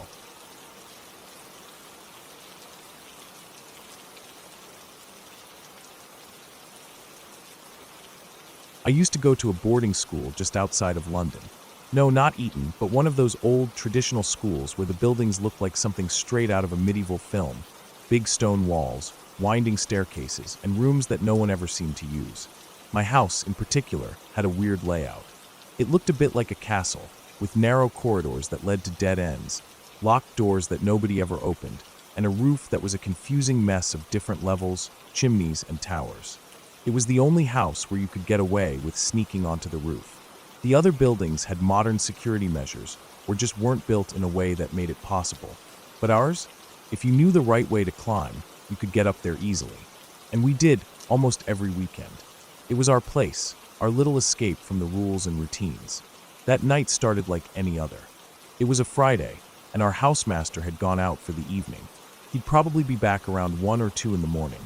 But by then, we'd be in our beds, pretending we'd been there the whole time. There were 6 of us, all from the same house, all used to these little late-night adventures.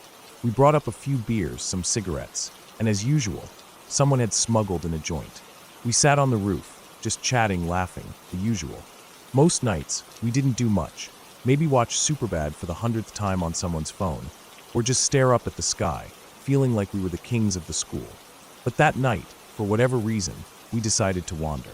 There was this one part of the roof, a tower that overlooked the entire school. It was a bit of a climb, but we'd done it before. Me and one of my mates, the only 2 actually interested in smoking that night, decided to head up there to blaze. The rest of the guys stayed behind, talking shit as usual. As we sat there, passing the joint back and forth, the conversation drifted. Nothing deep, just whatever came to mind. I remember the way the air felt up there. Cold but not freezing, the kind of night where you could see your breath in the air but didn't need a heavy coat. The wind made this low, eerie sound as it passed through the stone crevices, but we were used to it. It was peaceful. Meanwhile, the rest of the group was taking the piss out of one of the lads. It was an old joke at this point. Everyone in our house, and almost everyone in our year, had divorced parents. Except for this one guy. We used to joke about how he had a perfect family. His mom and dad still together, still in love. It wasn't malicious, just one of those things we'd tease about. But that night, he started giving it back. Loudly. He turned it around, going after one of the lads who had just broken up with his girlfriend. It got heated, not serious, but loud enough that I could hear it even from up in the tower. And that's when we heard shouting from below. All of us froze. We crawled to the edge of the roof and peered down, our hearts hammering. Standing there, looking straight up at us, was the deputy headmaster. For a second, none of us moved. Then instinct kicked in. We ducked, as if that would do anything.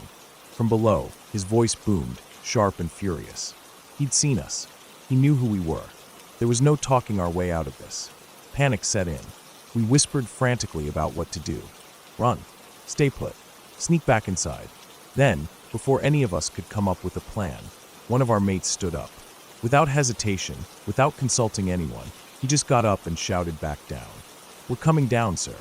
We all turned on him, whispering furiously. Asterisk, what the hell are you doing? Are you mad? Asterisk. But it was too late. He'd made the decision for us. Climbing back into the house was nerve-wracking. Every step felt like it took an eternity, our minds racing with worst-case scenarios. Would we get suspended? Expelled? Would our parents get called? When we finally got inside, the guy who'd spoken up told us all to go to our rooms. "Go to bed," he said. "I'll handle this." None of us did. We all crammed into his room, waiting. Whispering. Tense. Minutes passed. Then more. Time dragged. When he finally came back, his face was unreadable. We all pounced on him, demanding to know what had happened. He hesitated for just a moment, then smirked. He's not going to say shit. We were confused. How could he be so sure? Then he told us. While making his way down, he'd caught the deputy headmaster, our deputy headmaster, cheating on his wife, with a younger bloke, and he had the picture to prove it. Or at least he had the picture. He deleted it, but only after making sure the deputy knew exactly what was at stake. After that, things changed. The deputy never mentioned that night. Not once. He avoided us in the halls, never met our eyes, never even acknowledged our existence. And we kept going up to the roof, kept sneaking around the weird rooms of that castle-like house, kept laughing about that night, retelling the story over and over. But nothing ever topped it. It was the peak. The moment we knew we'd gotten away with something bigger than we ever could have imagined. And for the rest of our time at that school, we owned that deputy.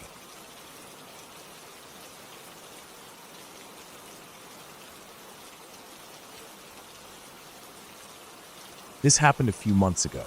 It was around 8:30 p.m. when I heard a knock at my door. I froze for a second, listening. I live in a neighborhood where you really shouldn't open the door after dark. It's not that crime happens all the time, but when it does, it's bad. I've heard too many stories about break-ins, car thefts, and even home invasions. People around here don't just open their doors at night without knowing exactly who's on the other side. I ignored the knock, but moved quietly toward the window. I was careful not to make noise, not to let any movement show through the curtains. I just wanted to see who it was. Peeking through a small gap, I spotted a girl standing on my porch. She looked like she was in her late teens, maybe early 20s. She was holding a small bouquet of flowers. Something about it didn't sit right with me. She wasn't dressed like someone going door to door selling things. She wasn't wearing a uniform or carrying a clipboard. The flowers didn't look like something you'd buy at a store, either. They were a little wilted, like they'd been picked from someone's yard. And then there was the way she was standing. She wasn't shifting her weight or fidgeting like a normal person would. She was just standing there still, staring straight at the door. I didn't move. I didn't make a sound. After a couple of minutes, she stepped back, glanced around, and then turned. I waited, watching her go. She walked toward my neighbor's house. I didn't see her knock. She just stopped near their driveway, looking around like she was trying to decide where to go next. I let out a slow breath. Maybe she was just lost. Maybe she was selling something and was just awkward about it. But my gut told me something else. Something wasn't right. Then my phone rang. The sound made me jump. I glanced down at the screen. Unknown number. Normally, I don't answer those, but for some reason I picked up. "Hey, this is Stephanie, your neighbor," the voice said. My mind scrambled for a second, trying to place her. Then I remembered, Stephanie lived near my parents. I barely knew her, but my mom had mentioned her before. "I wanted to let you know that there are 5 sheriffs in your house." I blinked. "What?" For a second, I thought she meant my house. I turned, looking around my living room. Everything was normal. The doors were locked. The lights were on. My heart was pounding. Then it clicked. She was talking about my parents' house. My parents live about 15 minutes away. My mom had gone out earlier, but she should have been home by now. My dad was out of town. Stephanie said she didn't know what was going on. She just saw the cops, and they weren't saying much. She saw my parents' dog through the window. He looked fine, at least. I thanked her and immediately called my mom. My hands were shaking. She picked up after a few rings. She sounded breathless, rattled. Someone had broken into the house. She had just gotten home and found things messed up. A window was shattered in the back. Drawers were open, things thrown around. The weirdest part? They didn't take much. Just some of her jewelry. The TVs, laptops, and other expensive stuff were left untouched. It hit me all at once. The girl at my door. The way she stood there, waiting. Like she was stalling. Had she been part of it? Had she been checking if anyone was home before someone else broke in? And if I had opened the door, what would have happened then? I sat there, phone still in my hand, feeling cold all over. Nothing else happened that night. The cops came, took a report. They said it was probably a quick in-and-out burglary. Maybe someone who thought the house was empty. But the timing of it, that freaked me out more than anything. Because if my mom hadn't come home when she did, if she had been just a little later, I don't know what those people would have done.